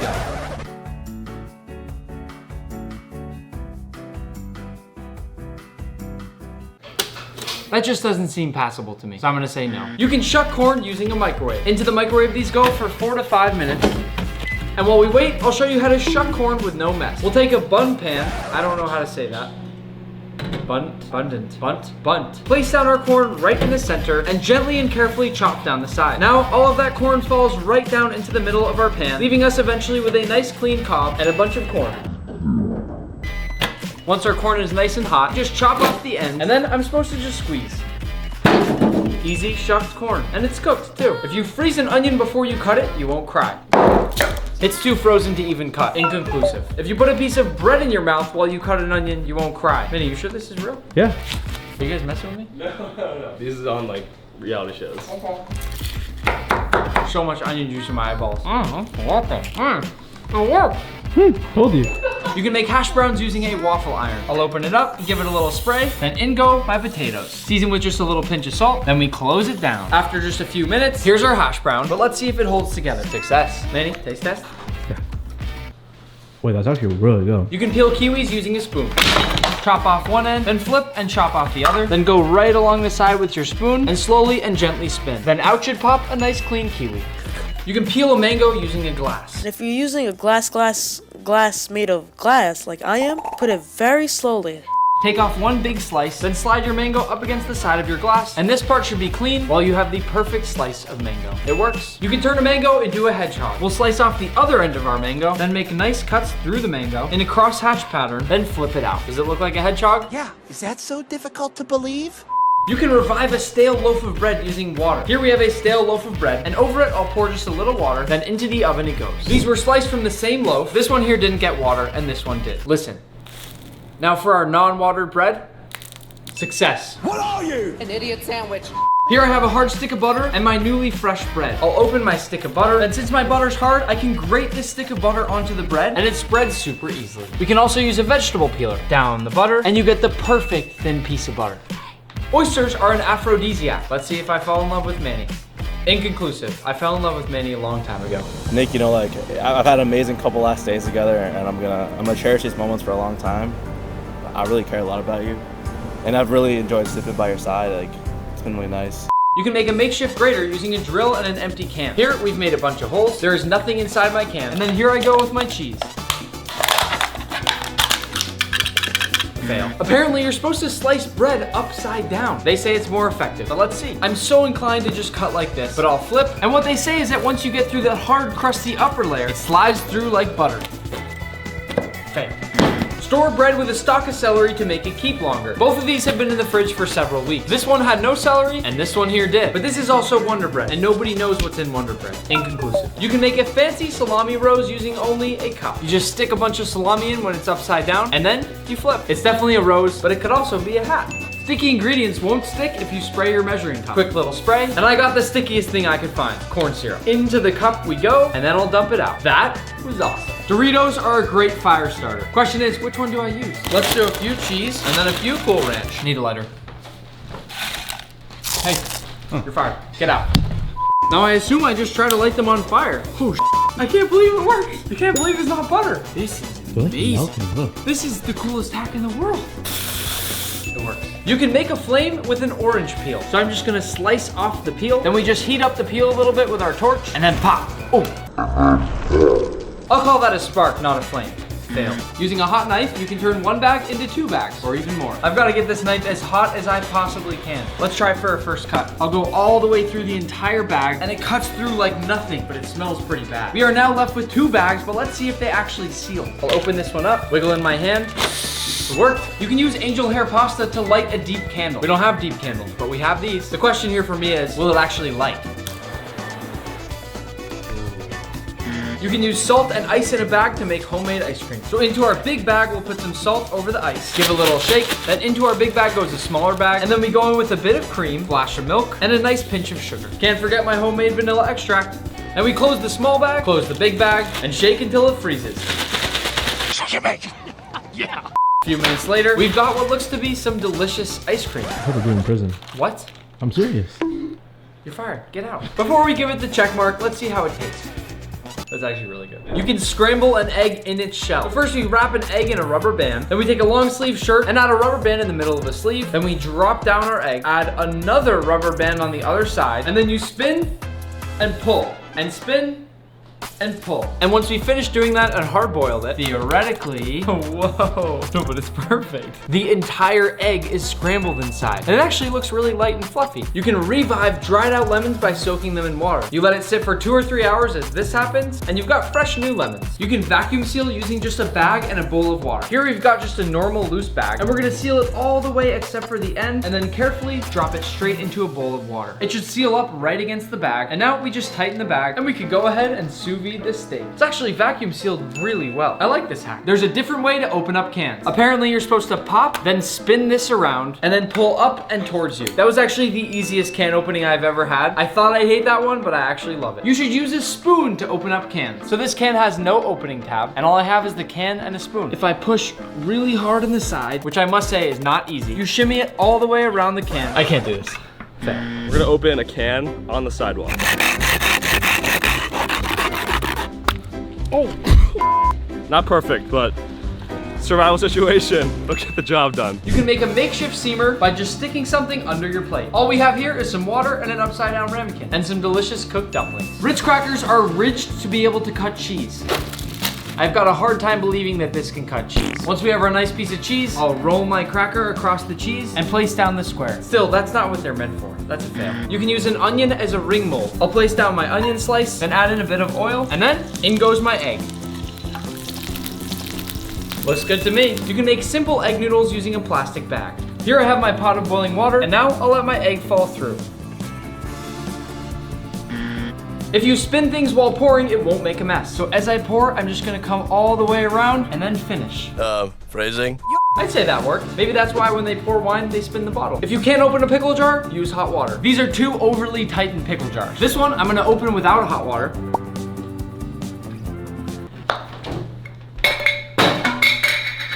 And for this one, I'll dip the lid in hot water. You can also rinse it in there, same thing. And then we open.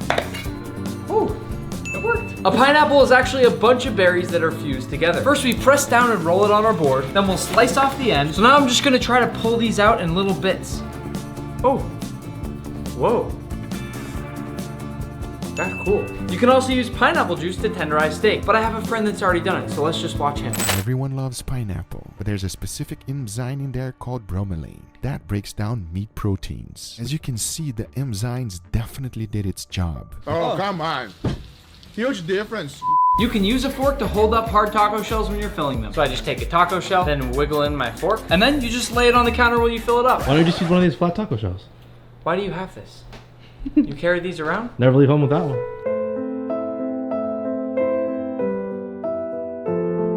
You can peel tomatoes easily using boiling water. I'm first gonna try to peel this tomato that has not been boiled. As you can see, it is nearly impossible. You'll just mangle the tomato if you even try. And in here, we've just boiled it for a minute, and the skin peels right off. You hardly even have to do anything. And then you can eat it just like an apple.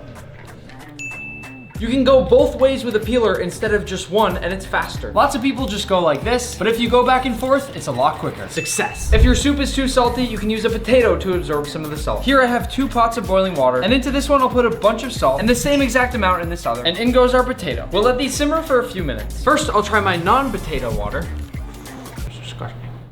And then my potato water. It works. Potato, along with many starches, soak up a lot of salt. If you crumple up parchment paper, it makes it a lot easier to lay it flat on a baking sheet. This is always the biggest pain in the ass. So I'll crumple it into one big ball, then open it right back up and press it flat into my tray. Best hack ever. Lemon juice on an apple will prevent it from browning. This apple here had no lemon, and this one did. If you're in the mood for some arts and crafts, you can turn an old pizza box into a leftovers pizza box. After some handy knife work and folding, eventually you can end up with something like this, which we can open up, put a few slices of pizza inside, and then close it up. And that's 100 food hacks. From the daddy.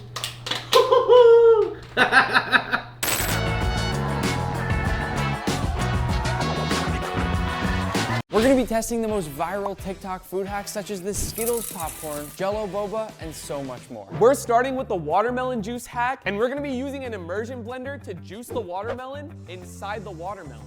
All right, I cut out a hole. You already see the juice coming out. Whoa, Whoa! That's crazy. Wait, what? You can either drink it out of the watermelon or pour it into a glass. Cheers. Cheers. That's a great hack. Next up is the Skittles popcorn hack. Apparently, if you go into a pot with a little bit of oil, add in a few popcorn kernels, and then cover with some Skittles, as it pops, the Skittles are supposed to explode onto the popcorn and make this delicious, crazy tasting Skittles flavored popcorn. It's only been a few minutes and these Skittles are starting to bubble up and crack. It smells super sweet. Fruity. It's popping!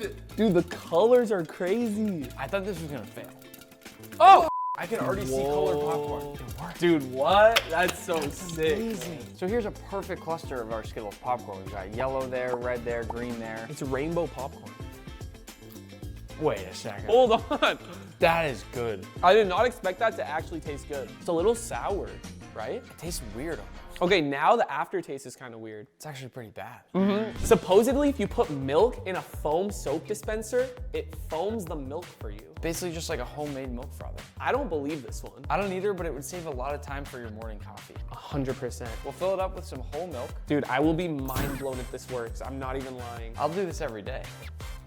Oh! It's working! Wait. I thought never in a million years would this work. Wait, no way. Bro, who finds these things? This doesn't make any sense. The thing is, it kind of does make sense, but I don't know who would try it. This hack works. Next up is this Kool-Aid and pickles hack. All you do is dump the pickle juice into a bowl, then add in 1 packet of that nice bright red Kool-Aid, My favorite flavor. and about a 1/2 cup to 3/4 cup of sugar. That can't be healthy. Then we simply whisk it up, pour it back into the pickle jar to cover all the pickles. Then you toss on the lid and let it refrigerate for about a week. But we'll come back to these and check on them a little later in the video. This is the easiest way to coat your chicken nuggets with your favorite sauce. Of course, McDonald's chicken nuggets, best nuggets I think. I'm gonna go ranch. Ooh, I do sweet and sour. So very simply, you open up your nuggets, drown those nuggets in the sauce. And once that's covered, shake it up as best you can to make sure you get maximum coating on those nuggets. After you open it up, wow, it looks good. Okay, that's sick. Let's see if it actually tastes any different.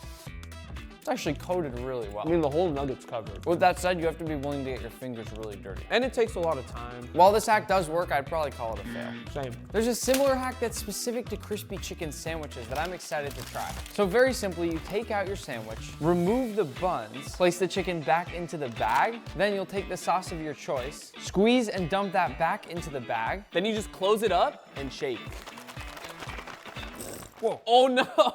Oh no, I was so excited about this hack too. But I will say, my chicken is coated quite well. I think this is a success for sure, except that. People say cinnamon rolls are better made in a waffle maker than in an oven. I will say I'm a huge fan of using waffle makers to cook just about anything. I have a recipe in my cookbook for waffle hash browns. Whoa. Can you cook some for me after this video? Absolutely. All right, first we're gonna spray down the whole waffle machine. Then we'll place down our cinnamon rolls, one on each of the sections. And close it down to let them cook. A few minutes later, you have your cinnamon roll waffles. You can't forget to go ahead and add some frosting onto the top of them while they're nice and hot. I wish everyone out there watching can smell what we smell right now. Here we go. Yeah. Okay. This is the one. Do this hack. Supposedly, a lot of people use their old ketchup bottles to store their pancake batter so they can easily make pancakes at any time. That sounds smart. No way you get this without spilling. I'll give you $1,000 if you do this. Pour the pancake batter into the ketchup bottle. I almost had it perfect. I know. I smell the flavor of ketchup coming up and out of the bottle. Now you can store this in your fridge to make pancakes anytime you want, just like this. That makes it so easy to pour. Oh, that's perfect too. And while we have this out, we've got to try one of the most viral things on TikTok ever. This mini pancake cereal went super viral, and I haven't yet gotten to taste it, but I'm just gonna cover it up with a little milk, and then in we go for a bite. I think I'd like it if they were bathing in maple syrup. The milk doesn't make any sense. While we're on the topic of mini cereal, these also went viral, which are mini donuts, and they're even more satisfying. I have a feeling mine's gonna be a little bit better than yours. What the hell? Oh, that's so good. Oh, definitely not healthy. No. Delicious. This next hack is Jello boba. You can make your own boba at home by basically setting Jello into the bottom of a glass. So I have strawberry Jello here with strawberry milk. So you take the milk and you pour it on top of the Jello. Oh. And if your Jello is set, the milk should rest nicely on top just like this. And for me, I have orange flavored Jello with some regular milk, basically making an orange creamsicle boba. Then you take your boba straw and you pretty much just stab the Jello to make Jello chunks that are pretty much your boba. So as you stab it, you can see it get all broken apart, and you basically just want to continue jabbing the boba straw in and out until it's all broken up. I've broken up most of the Jello in mine, so I think my boba's ready. I'm ready too. I have a ton of chunks right over there. Really no way! It worked so well. Wait, that tastes so good. This is a hack that I'll actually be doing in my free time now. Now, apparently, if you use a garlic clove to draw a shape in a pan, then crack an egg into that shape, the egg will stay within the lines of the shape. There is no way. I'm gonna go ahead and draw a nice square with this garlic. A square egg would be crazy. I just don't understand how this one would ever work. Cracking the egg. Oh no, it like slipped. It didn't work at all. Dude, I actually don't know if I'm just bad at cracking eggs or it just didn't work. We could try again. Let's try again. We really want to believe that this works. Imagine being able to just make a square egg for That would be so cool. This time we can really clearly see the square and the pan is a little bit hot. Come on, come on. I'm gonna carefully and gently crack in this egg. No, it's a fail. We all love fruit roll-ups, but if you stick them in the freezer in a nice big stack, it turns them into a totally different treat. This right here is a stack of 8 fruit roll-ups. Make sure your dentist doesn't see this video. Dr. Shane, if you're watching this, I'm sorry. It turns instantly from this really brittle, crazy sensation to that classic chewy fruit roll-up. It becomes soft again? Wow. I'm gonna have 150 cavities from this. On the topic of fruit roll-ups, if you put ice cream in the middle and roll it up, it instantly freezes it and makes a delicious snack. So we can pretty much call this fruit roll-up mochi. I'll believe this one when I see it. All right, so you take your ice cream. We haven't even tasted it yet, and I know this one's gonna be crazy good. Oh, it's gonna hit. Look. It's already frozen. I'm telling you, instantly freezes and then... What? This one's fire. 10 out of 10. You can make a taco shell out of only cheese. All you do is sprinkle some cheese in the center of a pan and let it melt down. While the cheese is crispy but still nice and soft, we'll go ahead and bend it up on the sides and then just hold it in this shape for a little while to try and let it set like this. And it only takes a few minutes. Once our cheese taco shell is set, I'll add some ground beef to the bottom of the taco. This is gonna taste absolutely insane. I can't even believe that it worked, but we're gonna add some lettuce. And then just a few radishes for the color. And that right there is a taco shell made entirely out of crispy golden brown cheese. Well, I have to walk away, bro. One of the best things he's ever tasted. This next one here is a favorite of mine given I'm Persian, as it is very similar to a popular fizzy Persian drink that we make. First, you pour the ice, and now we pour the 7-Up and the milk together. Oh, that already looks good. And it should become extremely foamy and fizzy. We'll top it off with a little bit of lemon and lime zest, and a nice lemon wedge. And our drink is ready to taste. Give it a shot. That looks like a perfect summertime drink. It's supposed to be extremely refreshing. Dude, this is so good. There's an amazing hack to cut a bell pepper with no waste. Normally those annoying seeds get in the way, but this hack supposedly fixes that. Let's see if it works. All you're gonna do is cut down the natural grooves that are in the bottom of your bell pepper. So to start, you flip it upside down, then you simply take a knife and go down the sides. Basically, the lines in the bell pepper just do all the work for you. Once you've cut all the way down on the sides, you basically just peel it open like a flower. Whoa! Then to finish, you just cut off each of the sections, leaving us with this stump that has all the seeds and these perfectly cut bell pepper wedges. If you haven't heard of ice cream bread, we're about to find out if it actually works. This is a super easy recipe. All you're gonna need is melted ice cream and self-rising flour. The fact that it's so simple is the reason I'm not sure I believe that this will actually work, but the viral trend says that you end up with a nice loaf of this sweet bread. I feel like we should spice this up a bit and put sprinkles and chocolate chips. I mean, if we're gonna make this dessert loaf of bread, we might as well add some good stuff to it. Oh yeah. Now this will go into a pan and into the oven to bake. This right here is the loaf that we ended up with, and it actually looks pretty good. Looks delicious. I'll do the honors of cutting. I'm excited to see what it's gonna look like on the inside. Here we go, ready? Moment of truth. Wait, this actually looks like a nice loaf that rose really, really well. Dude, this is so good. It's also really pretty. Cheers.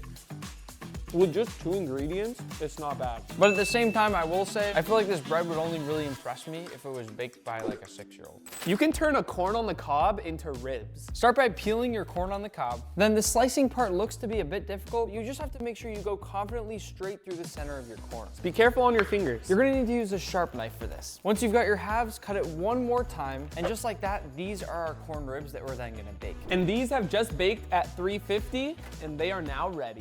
How are you holding that? Oh, I don't feel heat. They curled up even more in the oven, and I have to say, they actually look really good. Dude, it looks like a banana. The only difficult part about this recipe is actually cutting through the corn. Otherwise, it's just some of the best corn I've ever had. 10 out of 10. I've done a lot of different experiments with Oreos, but apparently you can make Oreo sushi. All you do is go ahead and take a few Oreos and separate them out into their individual parts. Once you've separated out a bunch of the filling, you take all the shells and blend them into a nice fine powder like this. You basically want to turn the Oreo shells into a dough, so you just use a tiny bit of milk as you continue pulsing it up until it has a nice doughy consistency. We eventually roll it up into some plastic wrap like this, and we can cut into it just like this, eventually revealing our Oreo sushi. We cut a slice for each of us, and here we have it, a perfect bite of this Oreo sushi. I don't know how to use chopsticks, guys. Ooh. That's really good. I think it's time we go out now and check on these Kool-Aid pickles. We've been shaking these pickles up all day in hopes that they'll be done in time, and from what I can tell, the Kool-Aid has definitely soaked in. Yeah, they look infused now for sure. Theoretically, these pickles should be fully colored with Kool-Aid.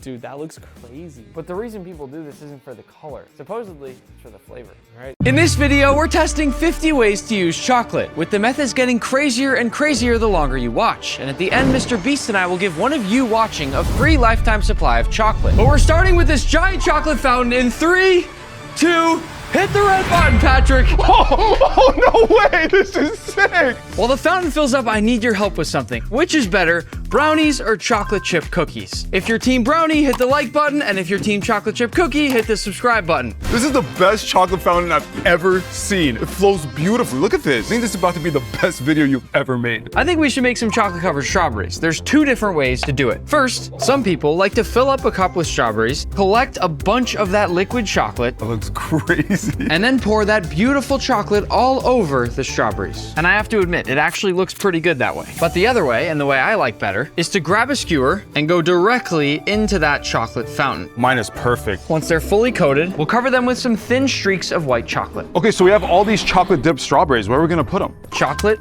balloon bowl. What does that even mean? There are these really viral videos online of people dipping balloons in chocolate. And then when you pop the balloon, you're left with a perfectly shaped chocolate bowl. That's sick. All we're gonna do is dip this balloon into the chocolate. I'm really nervous that's about to pop because of the heat of the chocolate. Once it's fully coated in chocolate, I'll set it down and we just let it dry. This is what they look like once hardened. Oh, that's amazing. Patrick, I'm gonna switch places with you. I will let you do the honors and pop the balloon. Okay, here I go. Whoa! All right, that's fun. This is crazy. It's just a bowl. One more. All right, here I go. I can do this all day. 3, 2.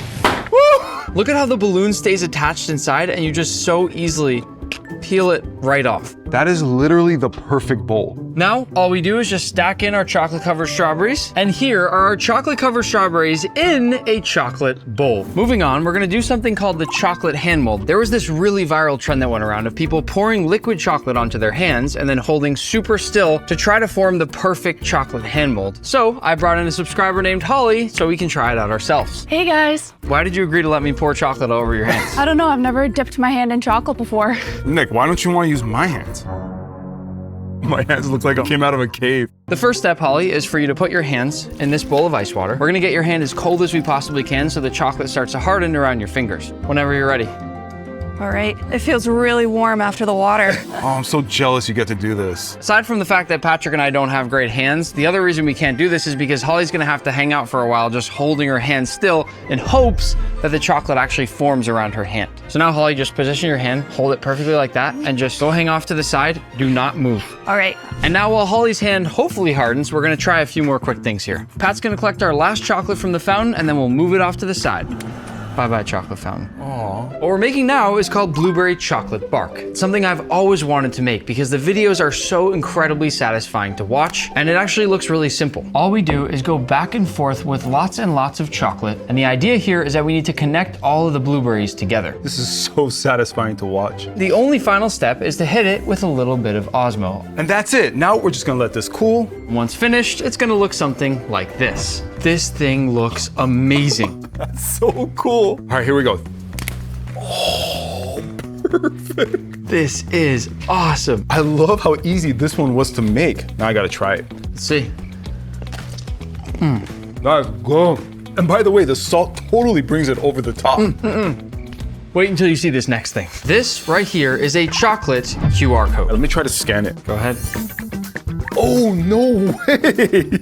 Shh, don't say what it is. We'll give anybody else watching a chance to scan it real quick. Go ahead, whether you're on the TV or the phone, get a quick scan of the QR code. But spoiler alert, it's a link to the Osmo website, where you can get the best seasonings anywhere in the world. We have seasonings for steak, chicken, seafood, and an all-purpose flaky salt. And for a very limited time, you can also try my brand new chef's collection, including all of my favorite seasoning bundles, which I crafted just for you. The best part about a chocolate QR code, you could eat it. What's your favorite Osmo seasoning? Definitely the steak one. Well, it's funny you say that because our next thing is a chocolate dry-aged steak. What? I had my friend Max the Mikai take a beautiful Wagyu rib roast and cover it with lots and lots of chocolate. He ended up dipping it over and over again to get enough chocolate that you really get that chocolate flavor in there. And once it was fully coated, he put it into his dry ager for 15 days, after which he took it out, cleaned it all up for us, put a nice big piece in the mail, and here it is. No way. You could send meat through the mail? Hoping it's still safe to eat. Wait, what? Seriously? He didn't even pack it up. He just threw it in the box? There's absolutely no way this is safe for us to eat. Oh my gosh, look at that. There's chocolate pieces on it. He cleaned it really well, but there is still quite a bit of chocolate left on here. Oh. Really? Oh, I don't like the smell of that. Oh, I do not like the smell of that. I really don't like the smell of that. That's not good. Well, there's only one way to find out if this is good, so... Wait, we're gonna eat this? I'm just gonna follow that line of fat all the way around to get this nice portion here. Now, all that's left is to cook it. Tiny bit of oil down on the bottom of the pan. And we're not gonna put any salt on it, just so we could taste that pure flavor. And once our oil is nice and hot, down we go with our chocolate dry-aged steak. Actually, looks pretty good right now. Yeah, it does. Once it gets a nice crust on the first side, we'll flip it over, and then we need to butter baste. I haven't cut my butter apart yet. Dude, what is that? My butter, what are you talking about? Are you kidding me right now? Put a little bit of butter in there. That makes no sense. It kind of does smell like chocolate in here. It does smell like chocolate. Yeah. Wow. Nobody can tell me chocolate steak doesn't look good after this. Once the steak looks like this, I think we're ready to cut into it. First, listen to the crust. Perfect. And Max made me promise I'd eat it rare. Let's see how we did. We nailed that. Some might say that's actually raw. Oh, wow. That is insanely good. I'm getting a little bit of that chocolate cocoa. Yep. A little bit of that dry aged funkiness. I also get a little bit of that coffee flavor for some reason. I love that you just said that because our next thing actually has coffee. No. We're gonna try the melting chocolate coffee hack. I've seen so many videos online of people taking a chocolate bar and pouring their hot coffee right over it, and the chocolate bar slowly melts into the cup, instantly upgrading your coffee. First, we need our coffee, and most importantly, we have 6 different molds to choose from. Which one would you vote for? I'd pick this one right here. I agree. Here we go. Oh wow. Oh, look at that. Oh wow. Oh wow. It's starting to fall. Watch. Oh, it just fell, the middle fell. Let's try a thinner one. Here it comes. Oh, that's the nicest espresso we've made so far. That looks amazing. There it goes. That one is awesome. That's so cool. Cheers. How does it taste? Worth it. Chocolate coffee. How can you hate this? Save a little bit, we're gonna need it for what's next. Okay. This next thing is called the chocolate cracking latte. The way it works is simple. People take a normal iced coffee cup, but then line it with chocolate. And once you put your coffee in there, you can squeeze the cup and crack all that chocolate into the coffee. You start. All right, I'm gonna pour my chocolate into my cup and rotate the cup until it's covered with chocolate. All we need to do now is pour out the excess chocolate and we're good. Whoa, it's like a splatter painting. I love that. That does look pretty cool. Once the cups are coated on the inside, let them harden and you're ready to pour. Pat's gonna use the coffee from our last hack and I'm gonna use matcha because I think it'll look cool. We'll pour our drinks into the cups and now we crack. You know what make this better? What's that? Some kind of chocolate whipped cream. How about chocolate dalgona? Oh! Remember that trend where everyone was making this beautiful whipped foamy coffee that completely took over the internet? And I have to admit, even I made it at home a few times because it was that good. Yeah, of course, I made it too. It turns out you can do the exact same thing with chocolate. What is that thing? You can think of it as a reusable whipped cream can that can whip anything. These canisters charge it up and turn whatever's inside here into foam. Listen. Whoa, is it safe? What's happening? don't do that. Now all we do, quick shake, and then we should get perfect chocolate cream. Whoa! Isn't that stuff cool? Oh, it's so good. What I love about this chocolate dalgona is it's so light and fluffy. What if I told you I could make something even lighter and fluffier out of chocolate? No. Chocolate cotton candy. No way. I don't want them to have to wait while we open this thing up, so duck down with me. It's open. That was easy. I almost forgot the most important part, our chocolate cotton candy mix. I didn't know chocolate cotton candy even existed. Here are the instructions for our machine. We're gonna need that. All we do is turn on the heat and then the power, and this thing is gonna start to spin. Dude, this thing is spinning super fast. And while this heats up, we'll bring back in Holly to see how that chocolate hand is doing. I'm back. Does it feel fully hardened yet? Not yet, but I think just a couple more minutes and it should be good to be taken off. Keep that hand in the same spot and we'll see you in a little bit. All right. Good luck.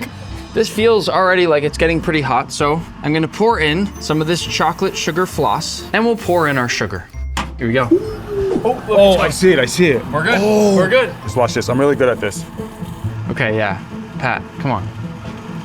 Come on. Sorry, give me a second here. Cool. There you go. Boom. That's chocolate cotton candy. Look at that. Until today, I did not think you could make cotton candy out of chocolate. The whole room smells like milk chocolate. Wait, Pat, just hear me out. You have to trust me, don't move. What are you gonna do? Nick, are you kidding me, dude? Is this the new look now? Let me just get a bite here. Whoa, that's my hair. You gotta try it. I'll take some from my hair. Oh, that is so good. This may be my new favorite cotton candy flavor. It's absolutely delicious. Now we can take our cotton candy and make something even cooler. Angel hair chocolate. My favorite. If you've never heard of angel hair chocolate, it's basically just a hollow chocolate bar that's filled with a soft sugar floss on the inside. I'm gonna break the first one open here. And if you look on the inside there, that's cotton candy. Wait, I wanna break one too. The texture on the inside is insane. But we can agree the taste is much more important than the texture of this, right? 100%. Let's try it. Cheers. No. What? No. What? What? It's the perfect combination of crunch on the outside and soft, buttery fluff on the inside. That is definitely one of the coolest chocolate bars I've ever seen. Right now it is, but later in this video, you're also gonna get to see a clear chocolate bar, a holographic chocolate bar, and a priceless chocolate bar that was in the actual movie Willy Wonka. What? This was so viral, and now I understand why, but our next one is even more viral. I think you've all heard of Dubai chocolate. It didn't just take over the internet, it actually took over the world, and believe it or not, it's really easy to make at home, so we're gonna do it. We're gonna start off by toasting some kunefe, which is basically shredded phyllo dough. Once you toast it, it gets super crispy. Listen to this. That's where you get that crunch. Now, all we do is to mix together the shredded phyllo dough, as well as some beautiful pistachio cream. Listen as I mix this up. Once this is all mixed, we're gonna pour this into our chocolate bar molds. And once they're all filled, we'll pour some more chocolate all across the tops to cover them up. Then tap it all down to spread it out. And once it's had time to harden, Those are the most beautiful Dubai chocolate bars I've ever seen. We gotta break into one of these. Oh! I'm gonna break mine. Here I go. Go ahead. Ah, that wasn't as good as mine. Yeah, no, it wasn't. Let's try it together. But you know how Dubai has the tallest building in the world? I think we just might have the tallest chocolate cake in the world. It's not that tall. No, it's not that tall. But it is the most beautiful chocolate cake I've ever seen. Yeah, and it's loaded up with a ton of chocolate. It is beautiful. I love the chocolate dripping down the sides. I love all the little details on there. It's an amazing chocolate cake. The only problem, we're gonna be celebrating someone's birthday in just a moment, and it's missing something. Candles! We're gonna make some white chocolate candles that only take one ingredient. All we do is melt down some white chocolate. And once it's nice and silky smooth like this, in we go to our candle mold. Then once hardened, it'll look something like this. That's crazy. In goes our candle. Oh, perfect. Now it's tall.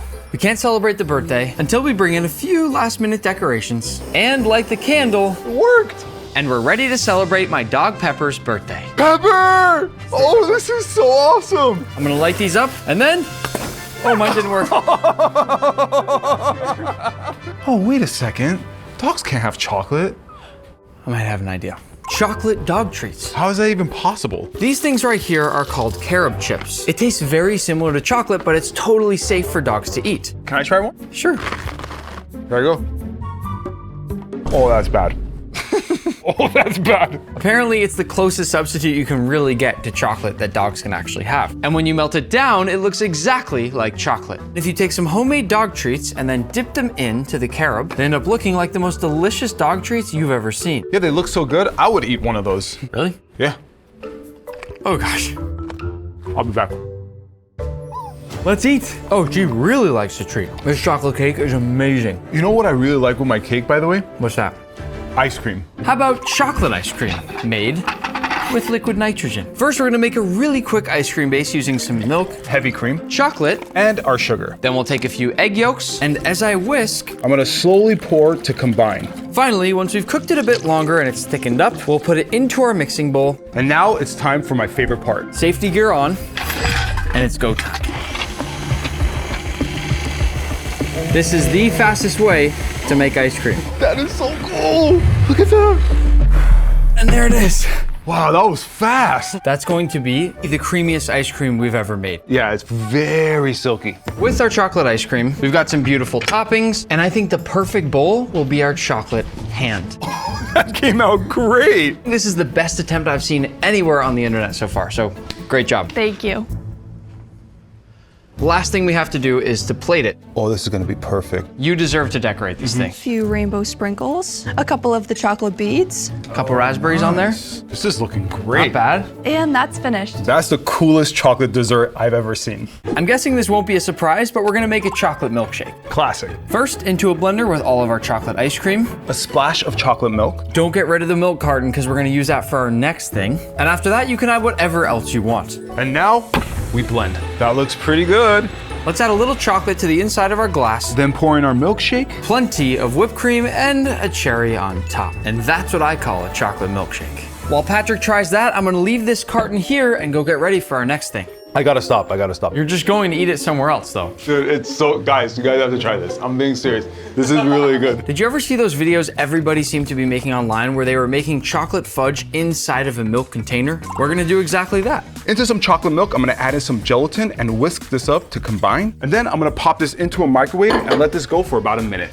And while he's doing that, I'll add in the rest of my chocolate milk into a pot, along with a sprinkle of sugar, as well as some chopped up chocolate. And then I'll just stir until all that chocolate is melted. Finally, we'll combine everything together. And to finish, we simply open up this chocolate milk container. That's what's gonna give us our nice square mold. You gotta strain it. And once this sets in the fridge overnight, it's all ready to cut. We just let it fall out onto our cutting board. Look how jiggly this is. And now for the best part of all, cutting it into nice slices. Wow. Those look crazy. I gotta try one.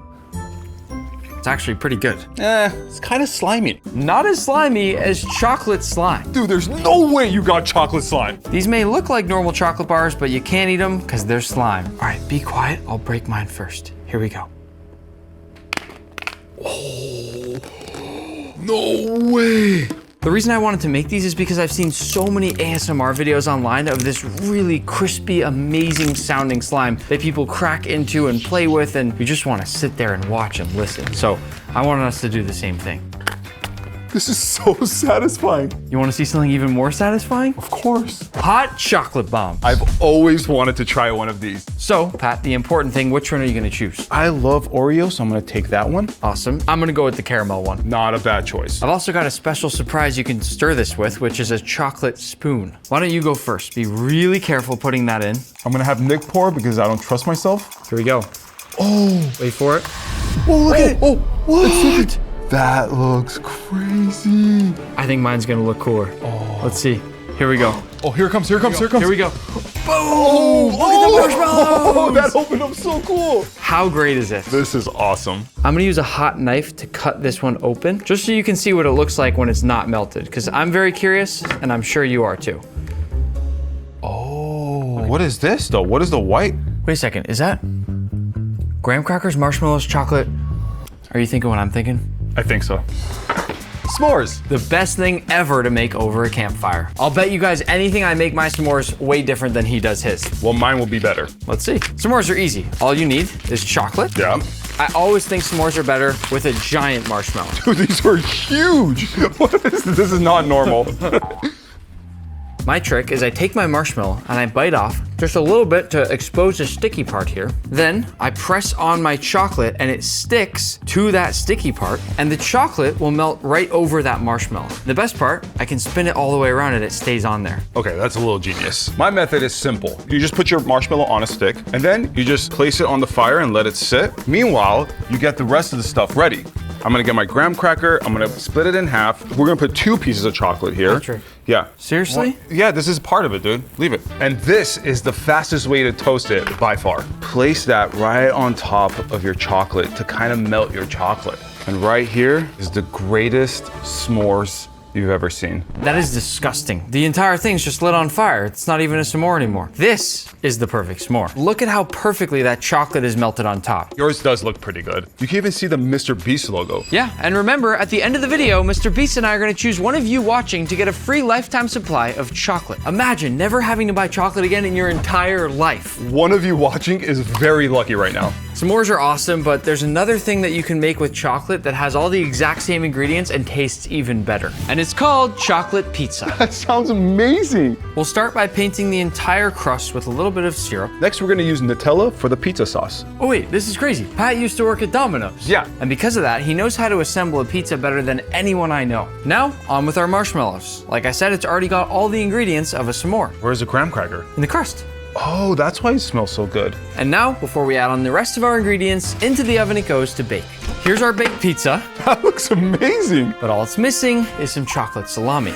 Chocolate salami? This will take us just seconds to make. We've got this beautiful chocolate ganache with a bit of butter. And to that, we'll add some crushed pistachios. As well as some crumbled shortbread. And then we'll mix it all up, with the goal being to get it nice and fully combined. For the final step, we're gonna lay down some plastic wrap. And then on goes our chocolate salami mix. Once you've rolled it up into a nice log, let it harden in the fridge overnight. And then just one final step. Coat it all in powdered sugar so it looks exactly like salami. That's cool, man. The only final test, seeing if it actually looks like perfect salami. That looks exactly like salami. I mean, just look at this slice. That's a piece of salami. To finish off this pizza, we're gonna add on our salami. As well as a couple slices of strawberry. That is as good of a chocolate pizza as you are ever gonna see. At Domino's, what we did was slam, boom. That looks amazing. Yeah, look at that. Cheers. Cheers. Whoa, that's better than any pizza I ever made at Domino's. We're making a lot of Italian things out of chocolate. We just made pizza, then we made salami. How about some pasta? Huh? Specifically, chocolate ravioli. Let's show them how to make it. How do you make it? All you do is whip together a quick chocolate pasta dough, and then just like normal pasta, we'll roll it through our machine. What? I can't believe this works. Look at that. Smell it. Chocolate. Now we'll lay our pasta dough carefully over our ravioli cutter. Then we'll press this in to make little dimples for our filling. And in goes some chocolate cheese. And finally, we'll add chocolate ganache to each hole. This is chocolate that'll melt when we cook the ravioli. And once we've covered it up, we'll cut it so it looks like this. What is it? What? I'll use some Osmo to salt our pasta water like the ocean. And then in goes our chocolate ravioli. These look amazing. Look at those. Once our pasta's cooked, I'll add some raspberry sauce to a plate. Then of course your ravioli. And then my favorite part, some white chocolate instead of Parmesan cheese. It looks just like Parmesan cheese though. The most important part here is to see if it actually spills out. Oh, you got it. That's so perfect. Take a bite, take a bite. Okay. Mamma mia, that's amazing. Can we please cook some more Italian food? One more Italian thing. We'll make chocolate spaghetti. Spaghetti?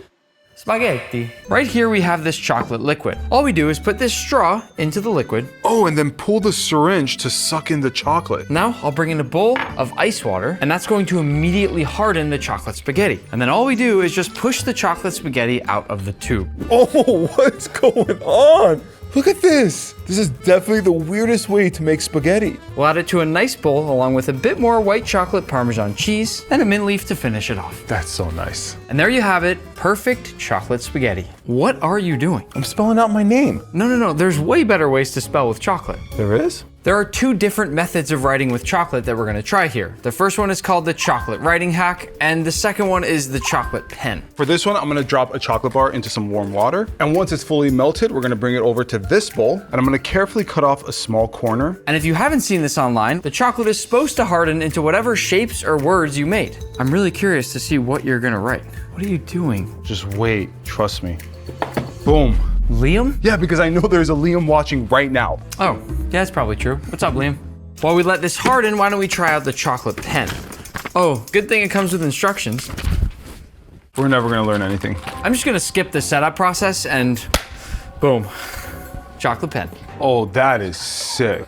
Wow, that's efficient. I made my signature, which is an N with a knife going through it that's also a D for my last name. That's cool. Only problem is we just had to do this 4 times in a row, and this thing doesn't work at all.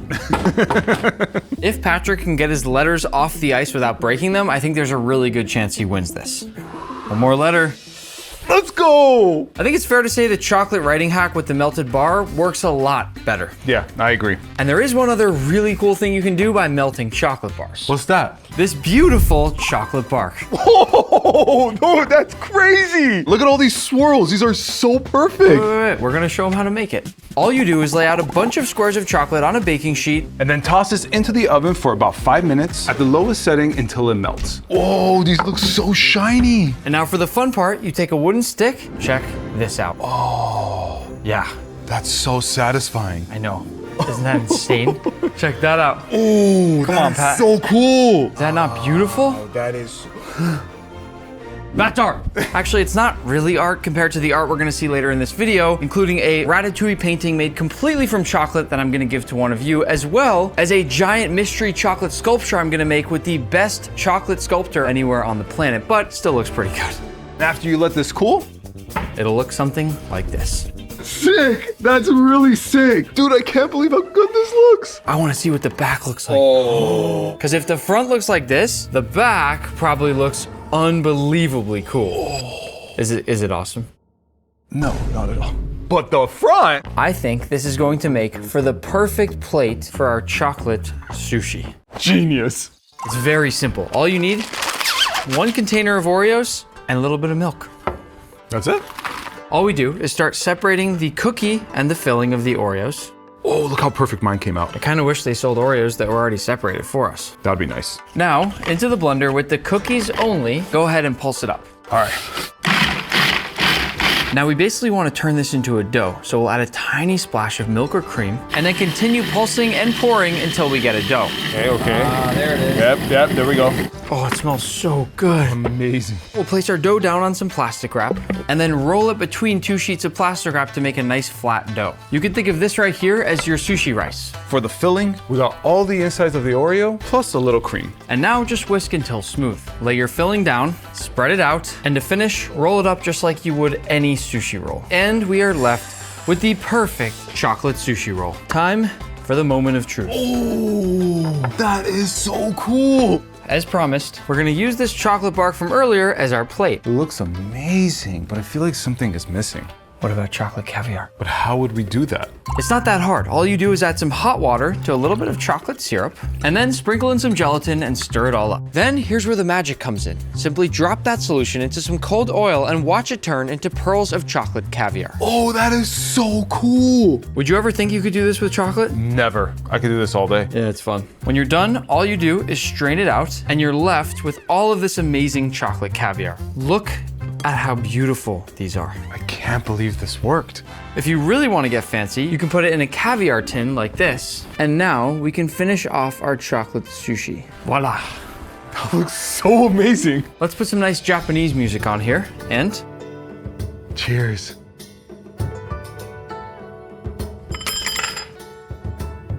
I didn't think chocolate sushi could ever look this good. The caviar really puts it over the top. It's something Willy Wonka would have made. Wait till you see what I have next. Close your eyes. I just gotta open this up real quick. This is an actual chocolate bar that was used in the movie Willy Wonka. No way, are you kidding me? Can we open this?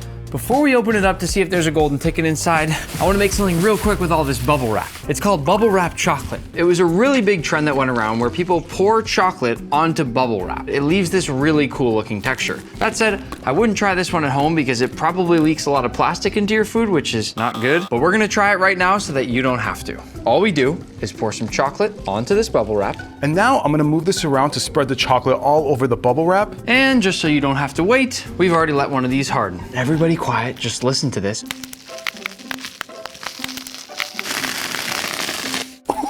Oh, dude, look at that. Look at all that texture. It looks crazy. I'm not sure why I want to do this, but no. Oh, I just wanted to get the snap. Okay, now back to our rare chocolates. In front of us are 3 of the rarest chocolate bars anywhere in the world. Willy Wonka touched this chocolate bar right here. How much did you pay for this? I shouldn't say. But here's what I've been waiting to do all video. We have to see if there's a golden ticket inside, Patrick. What will you do if there's a golden ticket in this bar? I would call my mom and let her know that I got the golden ticket. I cannot believe I'm doing this. Oh. I don't want to touch this without putting gloves on. Yeah, you gotta put gloves on. I think I can get it off without really damaging it. Careful, careful, careful, careful. Could have been worse. Could have been worse. Oh, look at that. Actual chocolate bar from the movie Willy Wonka. And it says right here, win a trip to Wonka's chocolate factory. My hands are literally shaking holding this. They should be. I mean, that thing is worth a lot of money. Let's look at the other 2 rare chocolates before we open this one. Okay. This one is a Feastables bar that was actually signed by Mr. Beast himself. That's pretty cool. I'm gonna send this to someone who comments down below. You better leave a comment. Now for this. Patrick, have you ever seen chocolate that looks anything like this? No, you sure that's chocolate? Not only is it chocolate, it is the world's most expensive chocolate bar. And we're gonna eat this? Oh yeah. This is a Toak chocolate bar. Even the packaging it comes in is insane. Yeah, this is the most nicely packed chocolate bar I've ever seen. And it comes with a booklet. Wait, what is this? This is a cacao pod. This is the fruit that grows chocolate. I bet so many of you don't know this, but chocolate actually grows on trees in these really weird looking shaped pods. When we're done with this, maybe we'll open one up and try it out, but let's finish with this first. Sounds good. Beautiful box. Here we go. Whoa. There's a pair of tongs inside. That is so cool. I feel like we discovered gold. Don't forget though, they give us this ceramic plate for the chocolate bar to go on top of. There's more packaging. We're still not there. We have been unwrapping this thing for 5 full minutes. It's never ending. There it is, the world's most expensive chocolate bar. I'll get you a piece with the tongs. Maybe once you try it, I'll tell you how much each bite costs. Whoa.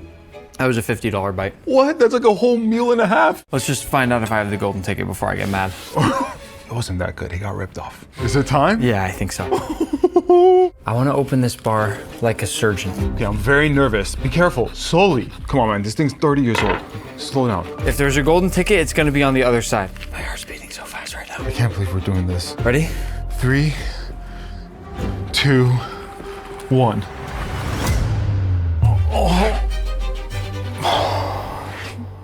Wait a second. Patrick, the bar is... It's plastic. What? This isn't real chocolate. It's plastic. We were lied to. The whole entire movie, all the props must have been plastic. I thought for sure this was gonna be real chocolate. A little disappointed, not gonna lie. There is still some good news. We still get to open up a cacao fruit. Yes. Here's the fruit you just saw on that box of chocolate. These are called cacao pods, and you can do some really amazing things with them. Just so you understand exactly what this is, you turn it into chocolate by breaking it open and removing the seeds. And those seeds, if you cut one open, have this purple part on the inside that eventually turns into your chocolate bar. But on the outside, there's this white fruit, and you can use it to make a juice that's kind of a combination between lychee, pear, and lemonade. So first, we're gonna use these to make some chocolate water. Chocolate water? Go ahead and crack one open. Oh! Check this out. Oh. Some people say it looks a little bit like an ice cream cone. It smells so good. It's crazy that this is where chocolate comes from. To make the chocolate water, we're gonna empty all these seeds into a bowl, and then we're actually just gonna take this coffee press here and add in a bunch of the seeds, and then we'll cover this with some water. And after we let this sit for a while, we can press it all down to get our chocolate water. That looks so good. I'm gonna let you taste a tiny bit. How is it? Woo! It doesn't taste anything like chocolate, but very fruity, but delicious. Even just eating the straight up seeds is insane. But the best part is we can make a lot cooler things with this than just water. The first, chocolate shaved ice. Right here, I have this ice core of frozen chocolate water. The way this machine works is really simple. I'm gonna slide this chocolate water core right into the center of our machine. Then Patrick's gonna close it down, and watch carefully because this is gonna happen really fast. Oh!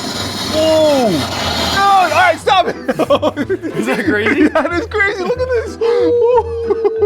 That right there is perfect chocolate snow. But if you want, you can even cover it all over after with actual chocolate syrup. That's amazing. Here we go. I just know how good that is. But wait, there's more. More?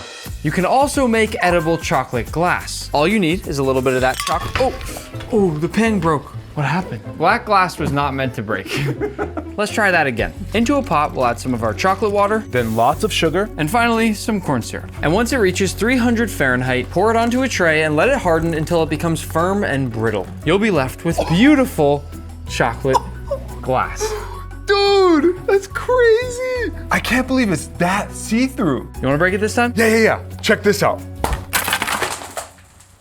There's one more thing we can do with our chocolate water that's even cooler than this. What could that be? Clear chocolate bar. All you do is add your chocolate water into a pot, add in a bunch of gelatin, and then add in a few drops of chocolate extract. This is literally just super concentrated liquid chocolate. Smell that.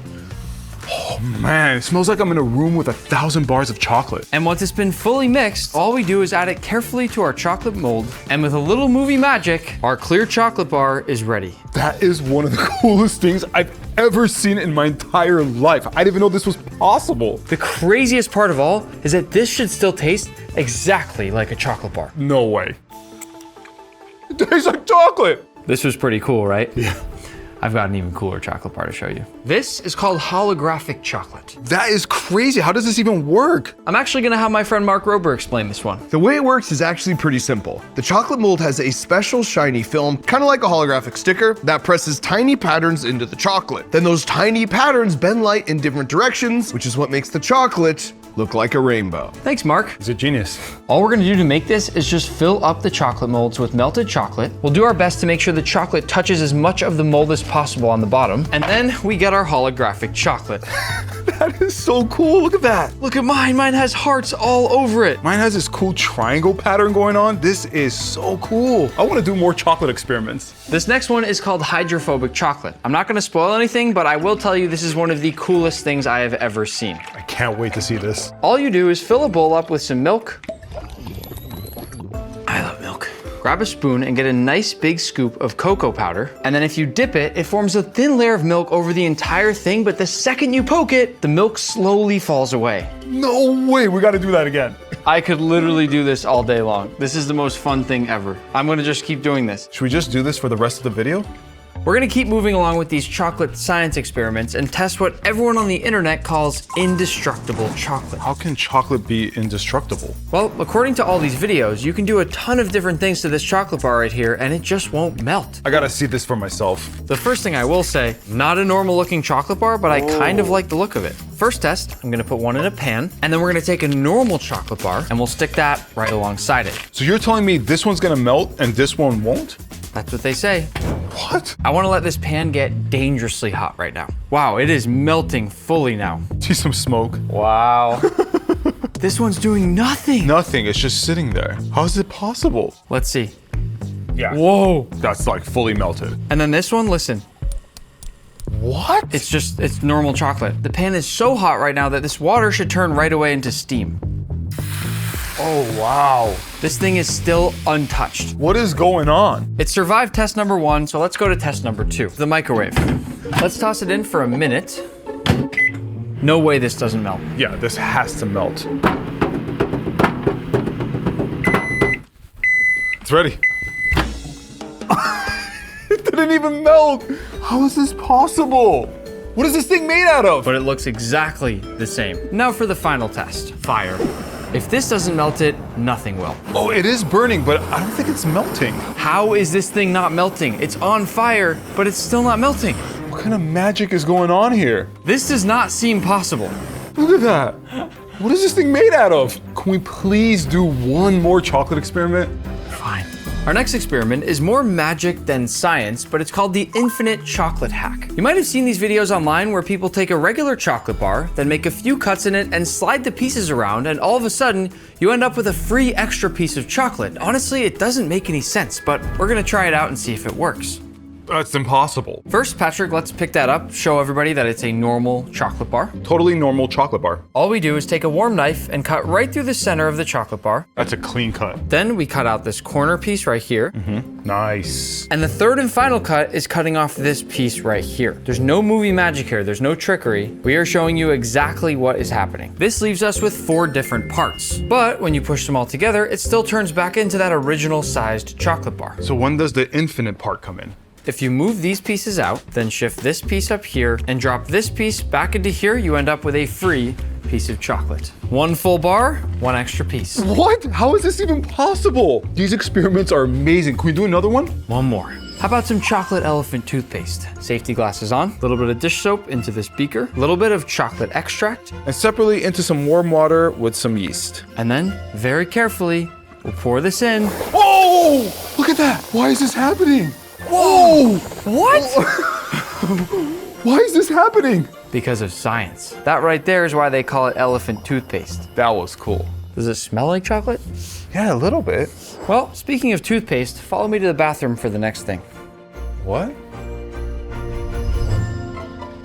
Nick, why are we in the bathroom together? Well, it turns out there's a Wonka chocolate toothpaste out there, so obviously we had to try it. To be fair, it does look pretty cool, right? Yeah, I mean, but why does it exist? Also, isn't chocolate bad for your teeth? I mean, it says trusted by dentists, so it must be somewhat healthy. Let's see what the toothpaste actually looks like. Oh, it looks exactly like chocolate syrup. Yeah, it does. Let's brush. Oh, no. Oh. Oh, It's making my teeth dirtier. this feels wrong. This is awful. Look at my teeth. And I had to ship this all the way from Australia. You must have paid a ton for that, and it's not even good. Actually, I spent even more on this machine right here. What is this? This is the Cocoa Press. It is a 3D chocolate printer, and we can use it to print anything we want out of chocolate. That's impossible. No way this is real. Well, actually, I already made a few things with this today. First, I made the Eiffel Tower, which looked absolutely perfect. And then I decided to print a dinosaur because who doesn't want a chocolate dinosaur? And finally, I 3D printed a chess piece because we're gonna need it for what we're gonna do right after this. These are next level. Look at this. I've never seen a chocolate dinosaur in my entire life. Wait until you see the rest. We've got a chocolate rose, a chocolate bunny, a chocolate moose, this really cool looking skull, That's sick. a Christmas tree, a crazy chocolate bowl, Albert Einstein, and even this shark that actually moves. How is that even possible? I can't help myself. I gotta eat the dinosaur right away. Why would you do that? Because it's absolutely delicious. As long as you don't eat this chocolate chess piece, because we need it for our chocolate games. Oh, this is crazy. What do you want to play first? Okay, Legos look fun. I want to see who can roll the higher number on a die. I'm gonna win. Okay. Easy. Ready? 3, 2, 1. Oh, Dad! You gotta be kidding me. Let's go! I rolled double ones. I knew I was gonna beat you. In front of us, we have literally everything you could ever want to play, all made out of chocolate. I don't even know how this is possible. Did you know when I was a kid, I took chess lessons every night? Really? But we weren't using chocolate. Yeah, I would assume so. We even have a chocolate racket. Throw me something. All right, here we go. I did not mean for that to happen. What? Oh. Good thing we're almost at the end of the video. These are all so beautiful. It's like art. No. This chocolate painting is art. Where's the painting? Well, the painting's in here. It's all rolled up and ready to ship to someone watching this video. But what it is a beautiful painting of Remy from the movie Ratatouille, made entirely out of chocolate. That's crazy. I got a really cool time lapse of the artist making this painting. Remember, everything you're seeing here is chocolate, nothing else. Isn't that incredible? That is so cool. Since it does have actual chocolate bars on it, as you can see here, he can't actually roll this thing up and ship it. So instead, in the tube in front of me, there's a really high quality print that one of you is gonna get in the mail. And remember, this piece of art right here is one of one. No one else in the entire world will have a copy of it. So it's priceless. I'm gonna have you go ship this to a random subscriber. I'm gonna go make the coolest chocolate sculpture you've ever seen. For our chocolate sculpture, I'm with Amaury Guichon, a world-renowned pastry chef and chocolatier known by many as the chocolate guy. Hi everyone. You told me you could turn anything into chocolate. Yeah, pretty much. So, I've decided we're gonna make a minion. You know the minions? Yeah. Fun. You don't seem that excited. You can bring the excitement up. I'll bring the excitement. I want to challenge you a little, and I want to take this photo right here, and at the end of the section, I'll put these side by side, and everyone watching the video is going to give us a rating down below in the comments to see how close they think you got it to the real thing. Let's do it. All right, here's the photo. Let's go. Step one, we're going to create a body using a pot. We're going to fill it with chocolate to create a shell. Whoa! And you see, we have that perfect chocolate shell all the way around. This is going to turn into a minion? Yeah. All right, it's been 2 minutes. Check that out. We're gonna trim off the top. This is crazy that this is how you do this. Next step, we're gonna use a wood shaving machine, and you're just gonna shave it until everything is perfectly smooth. You don't see the minion yet? Not yet. Step number 2, we're gonna assemble both of them, doing a perfect gluing point. We're gonna melt down a little bit of what you want to glue and a little bit of the other element and add some tempered chocolate so we really fuse together. Here's the mold for the head. We put it right on top. Oh, it doesn't, I see. All we need to do is to use a tray that we warmed up in the oven, and we're going to melt it to make sure it's flat. Now you're starting to see a minion. We've got the head, we're getting closer. Maybe we just need everything else. And now we're gonna just cut the mouth open using a metal spike. You have to go quite hard on it. Get the hammer. What? I Don't better miss. not miss. Ready? I'm being very gentle because I didn't want to break the whole thing. Yeah, you were gentle, that's cool. Our next step will be to craft the arm. So we inflated balloon with water. This will give us the opportunity to bend it in position. Wow, it sets so fast. Yeah. All right, here we go. Perfect. All right, it's been about 5 minutes. When you touch the shell, it's fully hard. Cut the tip. What? No way. That's it? And now we have our chocolate arm. Before we attach the arm, why don't we give him legs? Right here? Perfect. Right leg, left leg. We're going to warm up milk chocolate to about 30 degrees Celsius so it becomes like edible Play-Doh. Apply it onto the legs. Let's put the arms on. Arms on. So the minion has 3 fingers. We're gonna use our own fingers with gloves on to craft his finger. Frozen water is going to shock the chocolate. I'm going to put there. Et voila! It worked. We have fingers. No way it worked. Look at the hands. They look really similar. 3, 2, 1. Now let's use white chocolate for the eyes. Fill it up? Yeah. Okay. Just take the mold and dump it back here. These are for the goggles now. Maybe you craft one side, I craft the other side, and then we merge it together. Great. My side's gonna look worse. We're working on the goggles. The widest part will be the part stuck to his face, and then we're adding various diameter cylinders on top of it to create the same effect as the real guy. We're gonna melt the center to fuse them together. That's it? Perfect. And melt this for it to fit perfectly inside. The top-down shot of this looks exactly like a minion's eyes. This next step here is to make the glass that's inside the eyeglasses of the minion. All right, so we're gonna pour. And once you have the perfect inflation, we're gonna use a fan and blow cold air on top. So this is gonna rapid cool the glass. Exactly. Hold the handles. Hold on. 3, 2, 1. What? I'm nervous it's gonna shatter. The ring. Wow, look at that. Next step is going to be to glue the lens. They're in, and it looks so good. Goggles on. Tempered cocoa butter, we're gonna spray. Whoa, whoa. Wow. That is fun. The first step is to spray the entire body with yellow to cover every surface. This is classic Minion yellow color right here. Last couple steps here. You gotta add the silver around his goggles. We're gonna paint the feet and the hand black. Let's go. I thought it'd be best if we fast forward to Bob all finished. But we still need the banana. Like that? It has to feel natural. Bob, a Minion.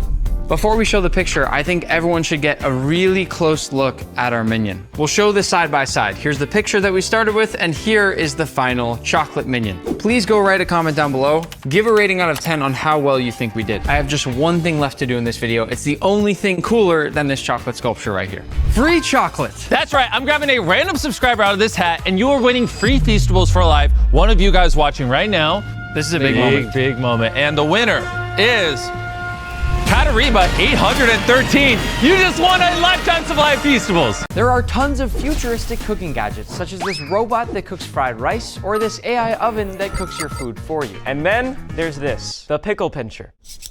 In this video, Ryan and I will be testing the craziest one-star kitchen gadgets, ranging from this power tool that removes fish skin to this device that makes a square egg. And we're starting with this terribly rated pickle pincher. Nick, check out this one-star review. Seriously, just use a fork. There has to be a part of you that feels disappointed in yourself when you're sitting there naked in the middle of the night with these pickle fingers eating pickles. Why would you be naked? Where did your life take that wrong turn? Let's try it. Should we get naked? I don't know if that's appropriate. Okay, go ahead. This is actually really uncomfortable. So this gadget's kind of nice because I don't like touching them. These pickles might be too big. He has more. The way he just went straight to the fridge. How many pickles do you have in there? A lot of pickles. Oh my goodness. Oh, there we go. It certainly pinches the pickle. What do we think? It's honestly working. You don't like pickles, so I'll try it. Please eat it. I think those are squeaky clean. Clean. That's nice, dude. I'm keeping this. Awesome. And you kept your clothes on. Huge win. 3.5 stars. It pinches. Next up, this at-home rotisserie chicken maker. According to Jeff, this thing smokes like a warehouse fire. Dude, that's a big fire. Like, warehouses are generally big. Why don't you do the honors? Oh, okay. Given rotisserie chicken is my favorite food, I am very excited to see how this thing works. It's your favorite? It is my favorite food. Is that... Oh, everyone's I lost a nodding. bet to him, and I owe him 14 rotisserie chicken. That's so many. I'm ready to pick up some chicken. I feel like a low-budget superhero in these. I take these home to Texas. This is cool. We're gonna put a full chicken in this thing? There's no way it's gonna fit. Oh, that's a chicken. All right, here we go. This is your favorite food. I'll let you do the honors. Don't get hurt. Where's the instruction manual when you need it? Do not open or play with the blades. Okay. We're not gonna season it. We don't need to. There you go, buddy. Ooh, that was disgusting. There we go. This on. All right. This would be kind of fun. This is just gonna cook in the back? Mm-hmm. Okay. Should I hit the warehouse fire button? All right. Good luck, buddy. Wow. It's spinning. That's fun. That's a cutie right there. That's a thicken. But that's normal, right? Okay. You know your rotisserie chicken. Wait a second. This doesn't seem safe at all. The fact that you could open this. You know, it's actually spinning pretty fast. I know. I'm a little worried. It's actually getting really hot. It's extremely hot. Can't drop the chicken. Can't drop the chicken. Yes! It's really cooking. Nick doesn't know this, but I named the chicken Jif. This is a bag resealer. How do you think Ryan gets his hair to look like this every morning? We don't really know what Ocean Mama is saying in this review, but she's very upset. Extremely mad. We just need something to seal. Joyride. Ever heard of it? Imagine you get your hands on some of Ryan's new candy, and then when you go to open the bag... Oh no, I ripped off the resealable seal. Ocean Mama to the rescue. Let's try. No way this works.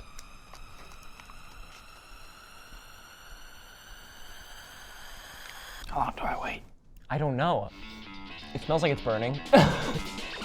Whoa, it's working! It's working! That's actually crazy.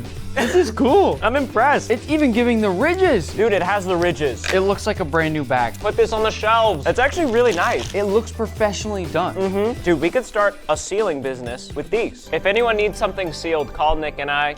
We got you. Now, I can put a little small tear notch in either side. No, don't do it, Nick. Yeah. I'm gonna do it. No. That's actually so fun. There it is. Works perfect. Ocean Mama, you made a mistake. That's a 4.7 star for me. Next, we have a latte art pen. Rachel said, tough to open, smells like fish. Does that smell like? There's cinnamon in there. There's cinnamon in here. Are you kidding me? That is so cool. Wow. Like the dolphin screaming. Does it run out? Yes! Here we go. Whoa! Dude, that's fun. Oh, I love the sound. It's so satisfying. You know what that is? The duck? It's the chicken.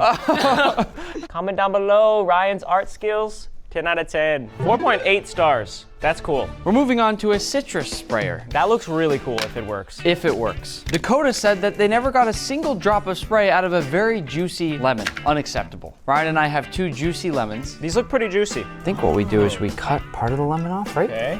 That looks like it, right? Yeah. It smells good. Screw it in.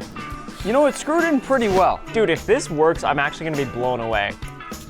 Oh, it worked. It works so well. Oh, that's crazy. That is like volume. I mean, this is a cool device. They smell good? No. Oh, no. You smell great. Oh, okay. That's the first 5 star. Dakota, you need some juicier lemons. Okay, next, to clean up this lemony mess, we have the Clean Dreams kitchen sponge holder. The pillows are adorable. Unfortunately, Fred said there were maggots and fruit flies on the bottom of the sponge. Do not buy this product. Fred's no fun.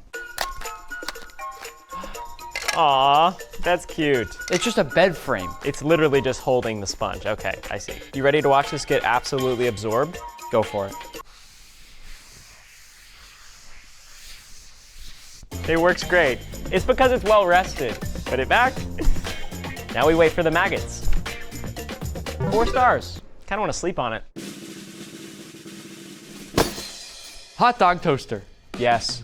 It does everything at once. The bun, the wieners, okay. Susie gave this hot dog toaster a 1-star rating and wondered why did she fall for the hype. What hype? There's never been hype about this. We're the first ones to figure this out. Perfectly delicious hot dogs every time. That's a tall promise. Fits thicker hot dogs than plump. Oh, that plump. I read Van Plump too. What does that mean? Do they get plumpier? Okay, here we go. I can't wait to fire this bad boy up. Oh, dude. This is gonna be almost as cool as our rotisserie chicken maker back there. I know. I don't know what I like better. It's looking pretty brown. Dude, it actually is. There's some serious sear going on right here. It smells amazing, actually. And not a single hint of smoke. You're right. Oh, that was... Okay. All right, you handle the buns, I'll handle the wieners. You got a deal. YouTube's awesome. So it works pretty simply, right? You put the wieners, and it fits great. Wait, did I do that right? I did it wrong. Yeah, we're making 2 hot dogs, 1 for you, 1 for me. Okay, sorry, I'm greedy over here. Let me get 2 buns. Okay, so bun opens, you insert. There we go. All right. 3, 2, 1. What? The buns didn't go down. Okay, we'll push them. Okay, now we wait? Yeah. How long? However long Oscar wants. This smells terrible. I actually don't know what smell that is. Is it the chicken? There's some unusual smells in this kitchen right now. Oh, that's concerning. Oh, wow. Nick's actually looking for a fire extinguisher as we speak. It's smoking a lot. It is smoking a lot. It's like a lot of smoke. It's a lot of smoke. You know what they say? Where there's smoke, there's fire. So, what do you like to do for fun? My middle name is Michael. Oh, it's done! How do we get this stuff out? I don't know, I don't want to burn my fingers. Where are the pickle pitchers? See, this is really hot. Oh no, I got this, Nick. Hot dog number 1, hot dog number 2.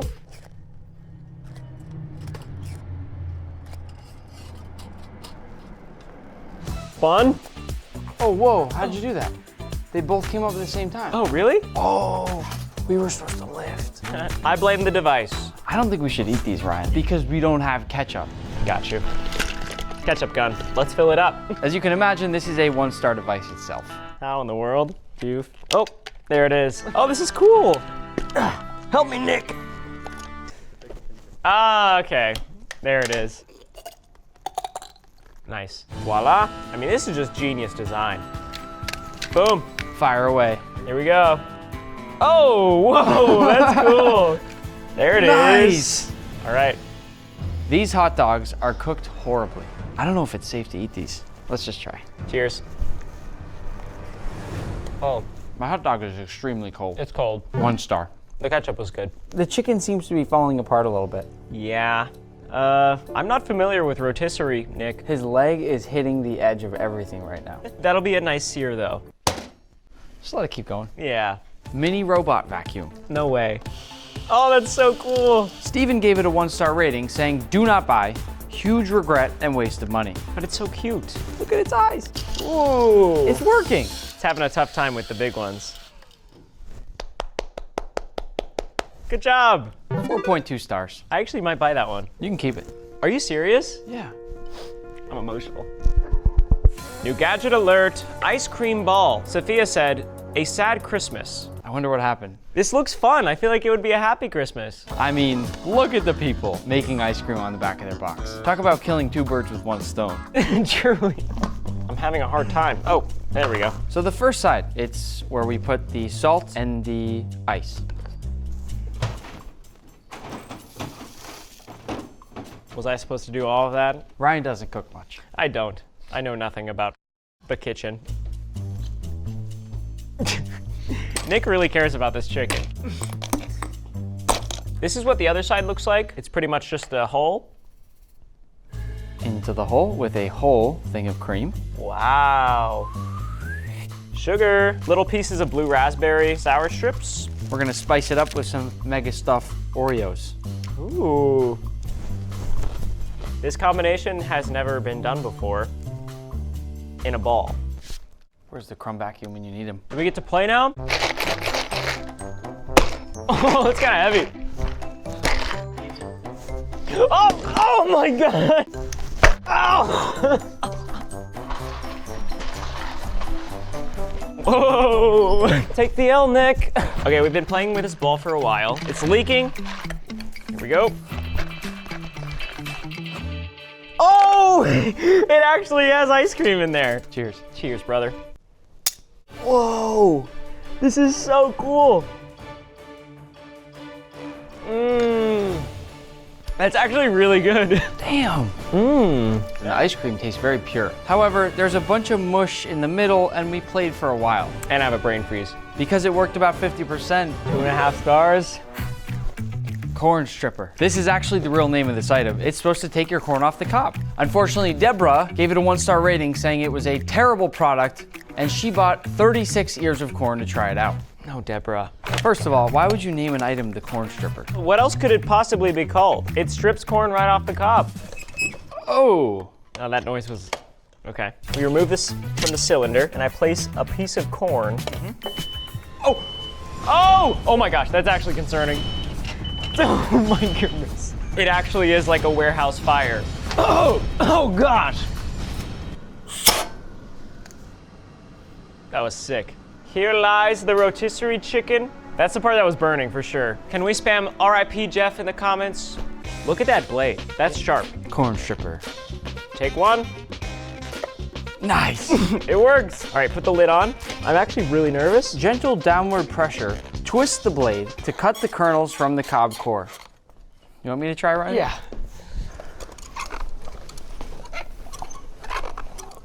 Deborah might have had a point. Let's just try a fresh cob. Yeah, this looks more on par with the dimensions that the device has. I feel better about this. Why are there multiple? Oh. Why are there so many tubes? Wait, this sits on the side. I think we're doing it wrong. This is to push out the cob at the end. Oh, I see. Okay. Deborah might have been using it wrong. That is absolutely true. Look at all that. That's a lot of corn. Ejecto the bottom. Ejecto? Look at all that corn. Nice.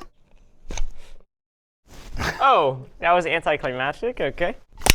Oh! You know, I kind of like this thing, Ryan. Yeah, it's pretty nice, actually. It does the trick. She definitely was doing it wrong. Like, oh, Deborah was for sure doing it wrong. Yeah. There's no way you go through 36 years of corn and you don't get it right one time. Yep. Dude, that's so satisfying. Oh, wow. The future is here.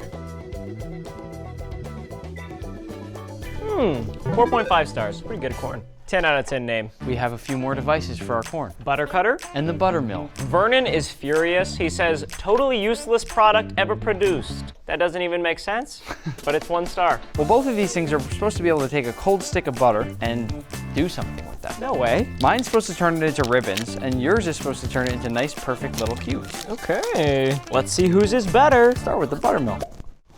That's satisfying. No way, dude. This product is 5 stars just for being so satisfying. Oh, wait. How do I? Wait. Oh. Dude, this is like a toy. This is just entertaining. Oh, okay. This little hole right here is where the butter is supposed to come out in a nice ribbon. That would be crazy. Nothing yet? Nothing yet, but I think I see it. Let me It's know. on the way. There it is. Whoa! Wow! It looks like pasta. This is crazy. That's awesome. If you're putting that much butter on your corn, we need to talk. Look at that. It's like art. For me, I would give this a 4.9 star. It's not a 5, only because it hurts my hand a lot to crank it. Anyone who's ribboning that much butter probably is gonna be in pain. So let's see if the butter cutter can live up to that. Okay. They both fit perfectly. That's satisfying. Okay. Butter lid goes on, and here we go.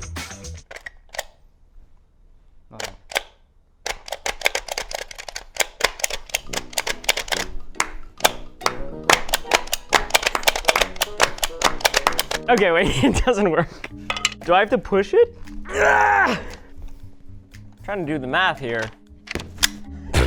This doesn't work. That's a 1-star product. But this. That's amazing. Take a bite. Oh my gosh. Butter. Assuming that chicken had actually cooked, we have a chicken shredder. Alan's 1-star review says, I deleted TikTok after buying this. Things did not go well for Alan. As a backup, I had bought this rotisserie chicken. Apparently, all you do is you place a few chicken breasts into here. I don't think this is gonna work. I actually really think this is gonna work. Do I just, here we go. I think you just put it on and you just start turning. It's like King Arthur's sword. Okay, there we go. Wow, that's actually so good. This is blowing my mind. I'm gonna go this way. Why not? Oh, whoa. What? Oh no! What? That's crazy. Not the cutting board. That's at least 1 star off. Wait, that's many stars off. That's sad. Do you think that'll come out? No. Oh my gosh. Alan said, I saw this on TikTok and was so excited to try it out. Unfortunately, all it did was scuff up my countertops. And it actually did. That's crazy. Ryan, grab a bowl up here. Okay, how do you? Let's see if you can figure it out. What? You have electronic cabinets? This is a tech channel. Ryan, why would you get a bowl that's smaller than the machine? I'm not good at cooking, Nick. I don't know how to measure things visually. Oh. Oh. It didn't really shred it though. Yeah, it's pulverized. This is a chicken pulverizer, and our cutting board's messed up. At least it's no longer in the breast form. 2 stars? I give it 1.5. Okay. Next we have the Crunch Cup. So this thing actually went viral on TikTok, so that right away should probably show you that there's a good chance it won't work at all. Adriana rated this 1 star and said, spilled milk all over my shirt on the way to work. The idea of the Crunch Cup is quite simple. Cereal on the go. No spoon, no bowl, no mess. It does technically sort of keep your milk and cereal always crunchy, and I like mine crunchy. I love that it's just a full adult on the side. Like, this feels like a fun kid thing to do, but if you're working in finance and you're bringing this to work, you're getting fired. Oh! That's cool. But I want some. Quick question. Do Fruit Loops taste different based on the color? Yes. No. No? Blind taste test. Yeah, I guess they all do kind of taste Wait the a same. second. I just found a brown one. Whoa! That's fun. All right. Oh, did I put too much milk? Maybe a little. My bones will be big and strong. Do I do both things at once? I just sort of tip the cup towards my mouth and milk comes out of there and cereal comes out of there? There's only one way to find out. Bottoms up. Dude, That's good. It was a perfect ratio of milk and cereal. I just got a bunch in my mouth. This was done probably in a lab of some sort. Absolutely. With a bunch of cereal scientists. Mm-hmm. Definitely some Ivy League graduates.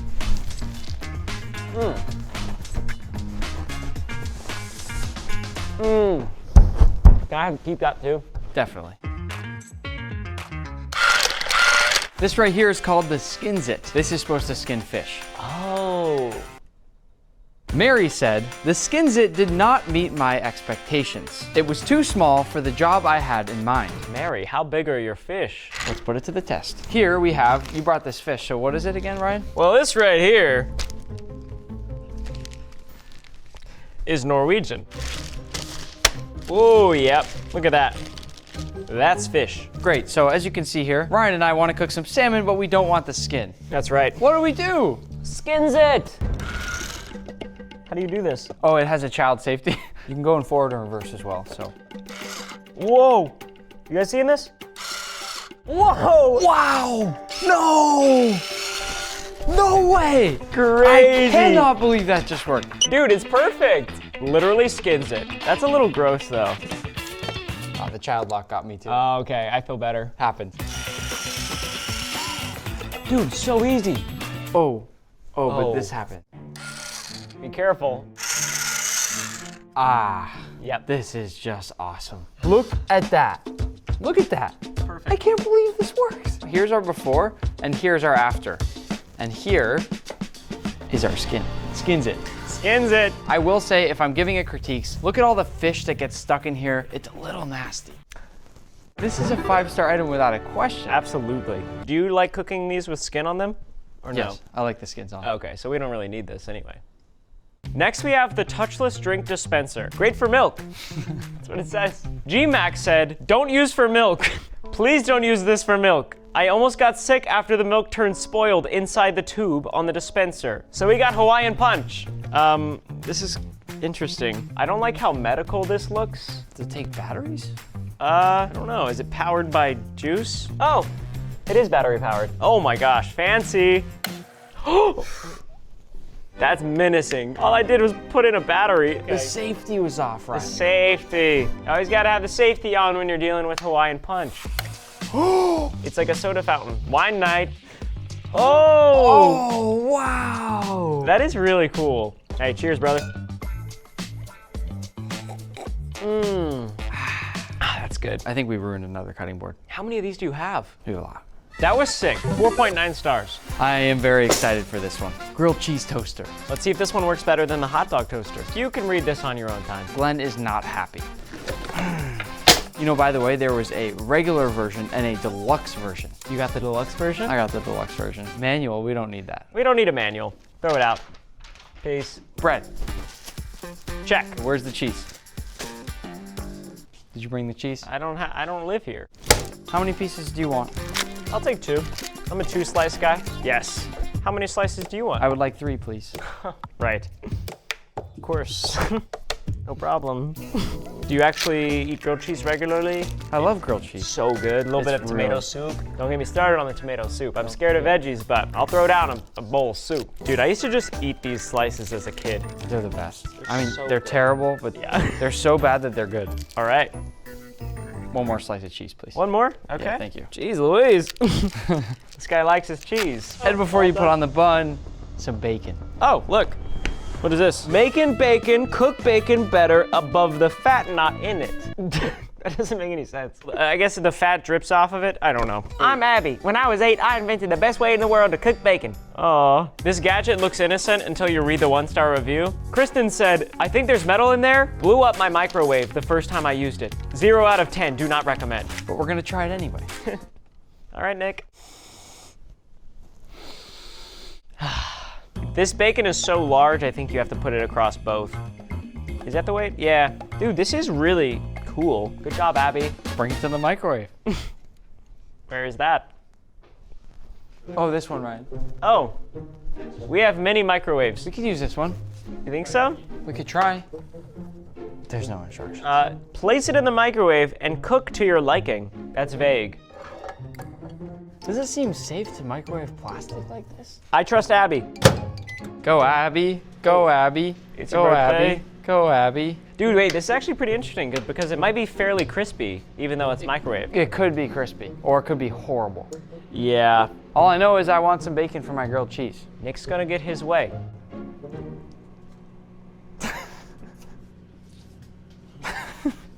You know, it's shriveled up a lot.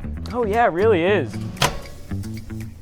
I mean, I feel like it's cooking. Yeah, I think it's definitely cooked through now. Okay. It's just not crispy. Should we let it get crispy? Yeah, sure. We can do the last 2 minutes. You play sports? Yeah. You want to play or? Oh, there.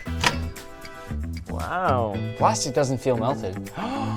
Ooh, that looks good, I think. Who wants their bacon shaped like that? Not me, obviously. I hate when my bacon looks like that. It's the most unevenly cooked bacon I've ever seen in my life. Now I'll bring it over and put it in the grilled cheese. Nice. In the GC. The GC. I always wanted to do this. Wasn't that cool? All right, Nick, since I'm making you the tastiest grilled cheese of all time, this means you have to make me a 5-course meal. Deal. Oh yeah, look at that. Boom. You want 2? Yeah, why not? That looks really good, actually. Yeah, it does. Good? Good. Open this up, looks like. Okay, put my grilled cheese in first. Yeah. Wow. That's nice. Other one. Here we go. Boop. That's a thick grilled cheese right there. Oh. It fits though, right? Yeah, definitely not gonna get damaged. Okay, fire away. You wanna go in the melt zone? Yeah, let's go to the melt zone. This is where I like to hang out. Oh, there we go. Oh yeah. Okay, we're in the melt zone. Oh. Oh.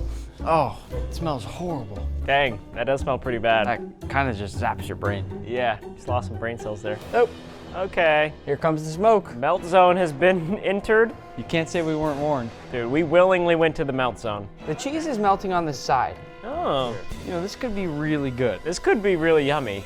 It does smell like chemicals. Oh! Nick, it's done. Oh! This one's stuck. Whoa, look! Ooh, nice toast. Yeah, the toast looks good. When your grilled cheese stands up straight, that's when you know. Oh, that was so lame. You can still see the stacks of cheese. How was that a full cycle? You got the deluxe. And I give the deluxe a 0.5 stars. Tastes good. Look who's back. I love this. I'm taking this with me. Fine with me. I'm gonna make a channel just about this thing. Good job, guy. Next we have a grape cutter. Angie said it doesn't work. All it does is smash them. Let's test it. We got hard, firm grapes. That's firm. It's not gonna smash these, there's no way. It can't smash that. I will say this one is a little bit intense. Look at this. That's a weapon. All right, grape. It was nice knowing you. There we go. I had to push a little bit. It didn't cut all the way through. I don't know how you would possibly even address that. You can't make it go any farther. No, you can't. Oh! I have an idea. What if they're like this? Oh, okay, yep. And then 3, 2, 1. Wait, this is terrible. It is. Angie had a point. 1 star. The next 2 items I had going in the fridge overnight. Oh, preparation. Number 1 is called the guac lock. Guac lock. Heidi said, despite having a college degree, I couldn't figure out how to work this thing. Dang. And look at the photo she attached. That's like devastating. I think the way this is supposed to work is that it keeps your guac safe and it keeps your guac green. The 2 things that matter most with guac. I made some guac yesterday before Ryan got here. Dude, it's green. 24-hour-old guac. Looks safe to me. Why are there so many 1-star ratings then? Because something happened. Smells good. It does smell good. So the way the guac lock works is you can have as much guacamole as you want as long as it's not bigger than this container. You push this all the way up and it makes a perfect seal just like this. Guac lock. I think probably what happened was she opened up the guac lock and I think she must have pushed the guac too far up to the point that it was just out. That's absolutely what happened. What you gonna do? 2 out of 5. Why not just use a regular container, right? Yeah, I know, but then it won't be guac lock. Next we have an egg cuber. Jason left a 1-star review and said, junk.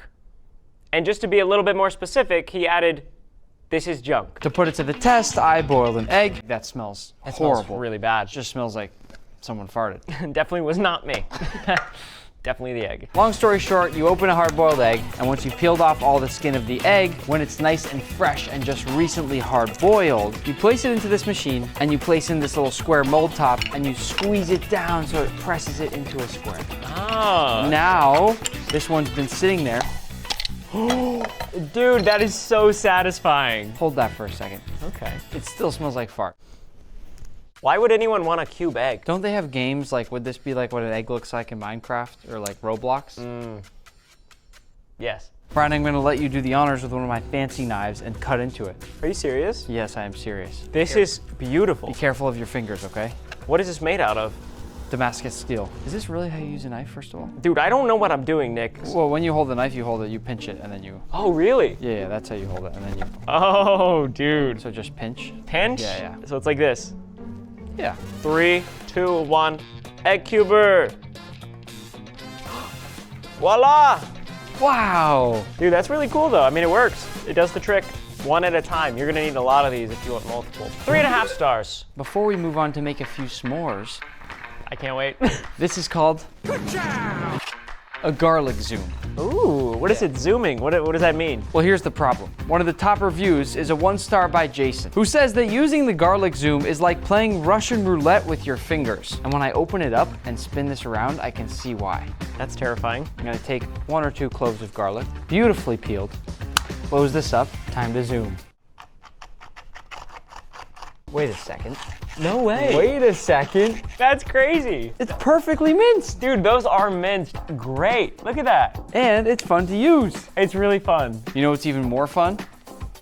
S'mores! The last 1-star review is from Barbara. It's a little confusing because it's pretty much all positive. Crazy fun. This is the silliest thing I've bought from Amazon, but one of the best. I couldn't stop laughing and kids love it. I hate burned marshmallows anyway, so this is perfect. Not a lot of money for something that actually works. And it'll make you laugh out loud. 1 star? I think that Barbara thinks that 1 star means 5 stars. So hopefully this is great. Yeah, the steps on the back are very clear. Add water, add ingredients, and microwave. Water, check.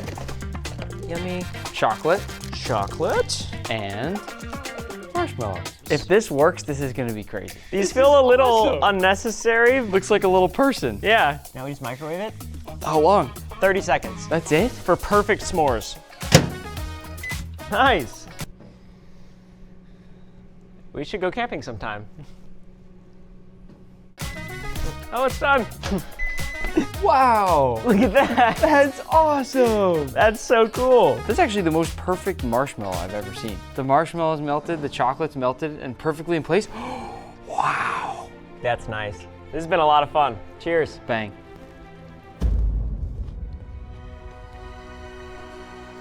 I love s'mores. 5 stars! Is there anything on my lips? Yes. Okay. We're gonna cook eggs in 50 different ways, such as using a flamethrower, the dishwasher, and even hot molten glass. Real quick, if you're watching this right now, go subscribe so we can catch Gordon. We'll start out simple with soft-boiled eggs. For soft-boiled, we'll go for about 6 minutes. A few minutes later, if we crack open our egg, we should have a beautifully soft-boiled egg here. And if we cut it open, it should be a perfectly soft, gooey, and runny egg. This is how I test if an egg is boiled. If it stands up, it should be good. For hard-boiled eggs, we're gonna keep the same eggs for a little bit longer. By the way, these egg experiments are gonna get crazier and crazier throughout the video. That's a terrible joke. That's not funny. It's not funny. Anything with egg is not funny. For soft scrambled, we're gonna be using an ostrich egg. This right here is equivalent to 24 normal chicken eggs. To open it up, I'll crack into it with this machete. Damn, that didn't even make a dent. Finally. Once we've opened it up, we'll go ahead and pour it into our pan. Oh, wow. Whoa. That's insane. That's really cool. Now we'll whip out our inner Gordon Ramsay and make some delicious soft scrambled eggs. As you can see now, this is soft scrambled. It is cooked through, but still slightly runny on the surface. But if we keep the heat going and continue on, very quickly the eggs should start to become more opaque. And just a few moments later, we have hard scrambled eggs. But I'm a soft scrambled guy through and through. You are a softie. We're moving on to over easy, one of my favorite ways to make eggs. In goes my egg. While the surface is still runny, we're just gonna give it a quick little flip. Here's our over easy. Over medium is the same thing. We're just gonna take it a little bit longer. Another nice nice flip, and that egg is done. And last but not least, we have our over hard egg. Our over easy egg should be nice and runny and pop. Over medium should be right in the middle. And frankly, over hard is like ordering a well-done steak, but we're not here to judge. On to the next, we got sunny side up eggs. Everyone should be able to make this, other than Nick. You know, I can edit that out, right? Other than Nick. Medium low heat, just crack in your egg, and then we shut it up with the lid to cook off the surface. And about 2 minutes later, our sunny side egg up is complete. It should have a nice runny yolk. Next, we got one of my favorite breakfast items, the omelet. We'll whisk up our eggs, then pour out a nice thin layer on the bottom of your pan. And once our egg is mostly cooked through, I'll add some melty cheese to one side, then fold it up and over. And that right there is a beautiful cheesy omelet. I make a lot of poached eggs given how much I love eggs Benedict, so this one here is second nature to me. That's an egg-sided egg. You gotta stop with that. We're starting to kick things up a notch with this Wagyu tartare, on which we're gonna do a raw egg. This right here is a Hokkaido A5 Wagyu strip loin steak. I'll mince it up into nice small bits for our tartare, making sure that it's small and uniform throughout. Once my meat is properly minced, I'll press it into this mold, and soon will come our egg. But not just any regular egg. With such a fancy tartare like this, I'm gonna use the yolk from a quail egg. I'll place my egg on top, and after we pop it, this steak tartare is ready to eat. In this next method, we're gonna bake the eggs. It's also called a shirred egg. I particularly love this method because my grandma used to make these for us all the time when we were kids. We'll finish these off with a little salt and pepper, and into the oven they go at 350. And just after a couple minutes, we have a beautiful baked egg. That's fire. That's so good. That's so good. Everybody must learn how to make a good hollandaise sauce. We simply whisk up a few yolks over a double boiler, this mechanism right here. And then we slowly start to toss in some cold butter. Keep an eye on them because you don't want the eggs to scramble. And we're left with a silky smooth hollandaise sauce. Next up, we have a message from Linja. Nick, I got a hold of a live chicken. Do you want me to shake you some eggs out? I think she's starting to lose it. Moving on, Manny brought in some of his famous deviled eggs. Fair warning, I have never tried these. I can't eat these. Manny, to confirm, you make these every morning? Every morning. You're actually really good. I told you. Manny, these are a 10 out of 10. Moving on, we have frittata and quiche. A frittata is Italian like Nick, and a quiche is French. The quiche has a crust, the frittata doesn't. We're moving on to a relatively common method, sous vide. This is gonna cook at exactly 194 degrees Fahrenheit for 8 minutes. We're gonna pull one out, and in theory, this should be a perfectly soft boiled egg. It's actually perfectly cooked. Next up, we'll make an egg souffle. I'll go into a bowl with just a couple eggs, then add in a bit of cream, a tablespoon of melted butter, and any seasonings of your choice. Whisk this until well combined, spray your ramekin, fill it up with the egg mixture, and top it off with a slice of cheese. It's been about 15 minutes, and this right here is why I love making egg souffles. And you can tell this one right here is perfect because it shot straight up and out of our ramekin. But when I dig in, it should be very light and fluffy, almost like a sponge. Perfection. We may have pulled off a souffle, but Nick and I can't do the next two. We'll let the pros handle Japanese omurice. Oh, and we don't know how to make a tornado egg either. We're moving on to one of these fun little rapid egg cookers. With this, I can't quite tell if it's a gimmick or if it's actually gonna work. We pour a little bit of water into the bottom, then put on the lid, and then we wait. That means it's ready. Looks fully cooked. Question is it gonna be the perfect egg it promised? I think yes. We're moving on to a coddled egg, which I've actually never done before, but we had to buy this special little egg coddler to do it. Very simply, we'll toss on the lid and secure it with this rubber band, and into some boiling water it goes. Our coddled egg looks to be complete, and if you look in there, it almost looks like the perfect soft to medium boiled egg. If you haven't heard of egg in a hole, you'll know after this. Punch a hole out of a piece of bread. We'll save this for later. Then into a pan with some oil, and down goes our bread. Once our oil begins to sizzle, we'll crack in our egg, and our egg should cook and adhere to the bread. Keep in mind this is different from a toad in a hole, which is a delicious English dish that I highly recommend you try. About halfway through, we'll flip, and there it is, the perfect egg in a hole. Next up, salt cured, but I've done this one before. It gives that amazing creamy umami blast that I absolutely love. Over here we have a Himalayan salt block, and Nick's gonna toss it in the oven until it's 400 degrees Fahrenheit. All right, it's so hot. Onto our salt rock, we'll crack one egg. I think that's the most perfect egg of the entire day. But the question is, can we actually flip these and make them look nice? We had to bring in the big guns to flip the egg. Good looking eggs. If you've ever had a foamy cocktail, it was probably egg white in the cocktail foam. I'll add my egg white to a cocktail shaker and shake it up till foamy. Once nice and foamy, I should be able to layer this out on the top of my beautiful drink here, which is my personal favorite, some plain old cranberry juice. Cheers. If you've ever had a baked Alaska or a lemon meringue pie, you've seen an egg in meringue form. To make a meringue, we simply separate out the yolks from the whites. You can use the shells or your hands to separate. Then I'll add in some cream of tartar and whip it all up. Once we've achieved stiff peaks, our meringue is done. And with the addition of some sugar, you can go ahead and toast it just like that. But we can take things a step further, moving us on to our next experiment, the cloud egg. If I lay down some of my meringue in a nice tall heap like this, then drop my yolk right into the center, we can bake this to make what's called a cloud egg. Once our cloud egg is done, it should look something like this.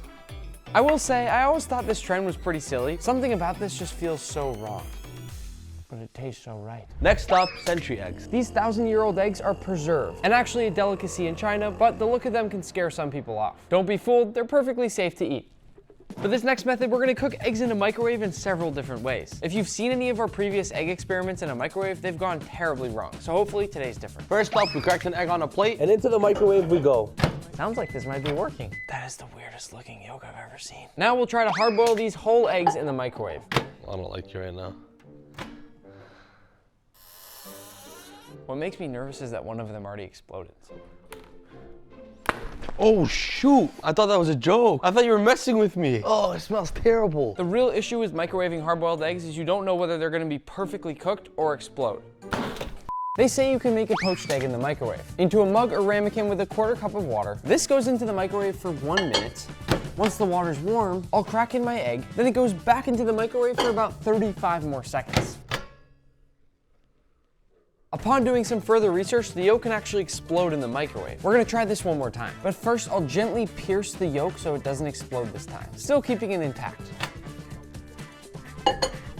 Pour out that excess water, then onto a plate goes my perfectly poached egg. I have poached eggs in so many ways, and this right here is the most perfect poached egg I think I have ever made. And I'm not just saying that, this is perfect. 10 out of 10. I don't like scrambled eggs, but I like the sound of making them in a microwave. I'll go into a bowl with a few eggs. If you're watching this video, I hope at some point you do go and learn the one-handed egg crack. Then I'll cover them with just a bit of cream and a light sprinkle of salt. I'll mix up these eggs until well combined, and once they're silky smooth, I'll go into the microwave for 30 seconds. After 30 seconds, I'll go ahead and mix these eggs around a little bit, then back into the microwave again for another 30 seconds.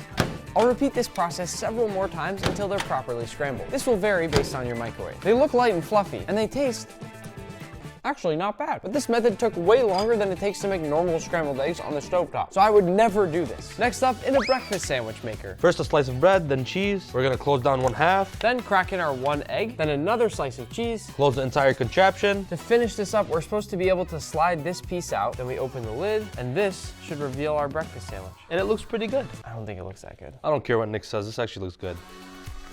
That's not bad. Bonus points if you've ever heard of this one, the egg hopper. It's a Sri Lankan dish that's essentially a nested egg in a coconut milk and rice-based crispy crepe. I'll be honest, we tested this one several times, and given how it turned out, I think the only way we're gonna be getting an egg hopper is by traveling straight to Sri Lanka. If you've never seen anyone deep fry an egg, you're about to now. I'm gonna do this small, controlled experiment in a glass pot so you can see exactly what's happening once we drop it in. Our oil's at the proper temp, and it's time to fry. I'm gonna keep this simple and crack the egg right in. Whoa.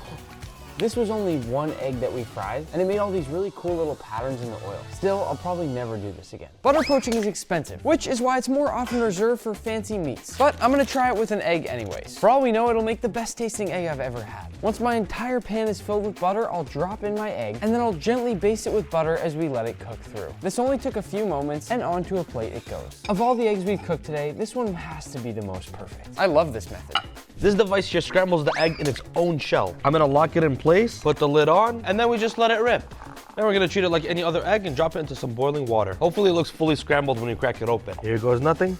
Oh, that's actually really cool. It just looks so perfect. Next up, we're using this rolled egg machine. Things are definitely getting crazier. Generously oil this down, and then just crack in 1 egg. It's rising.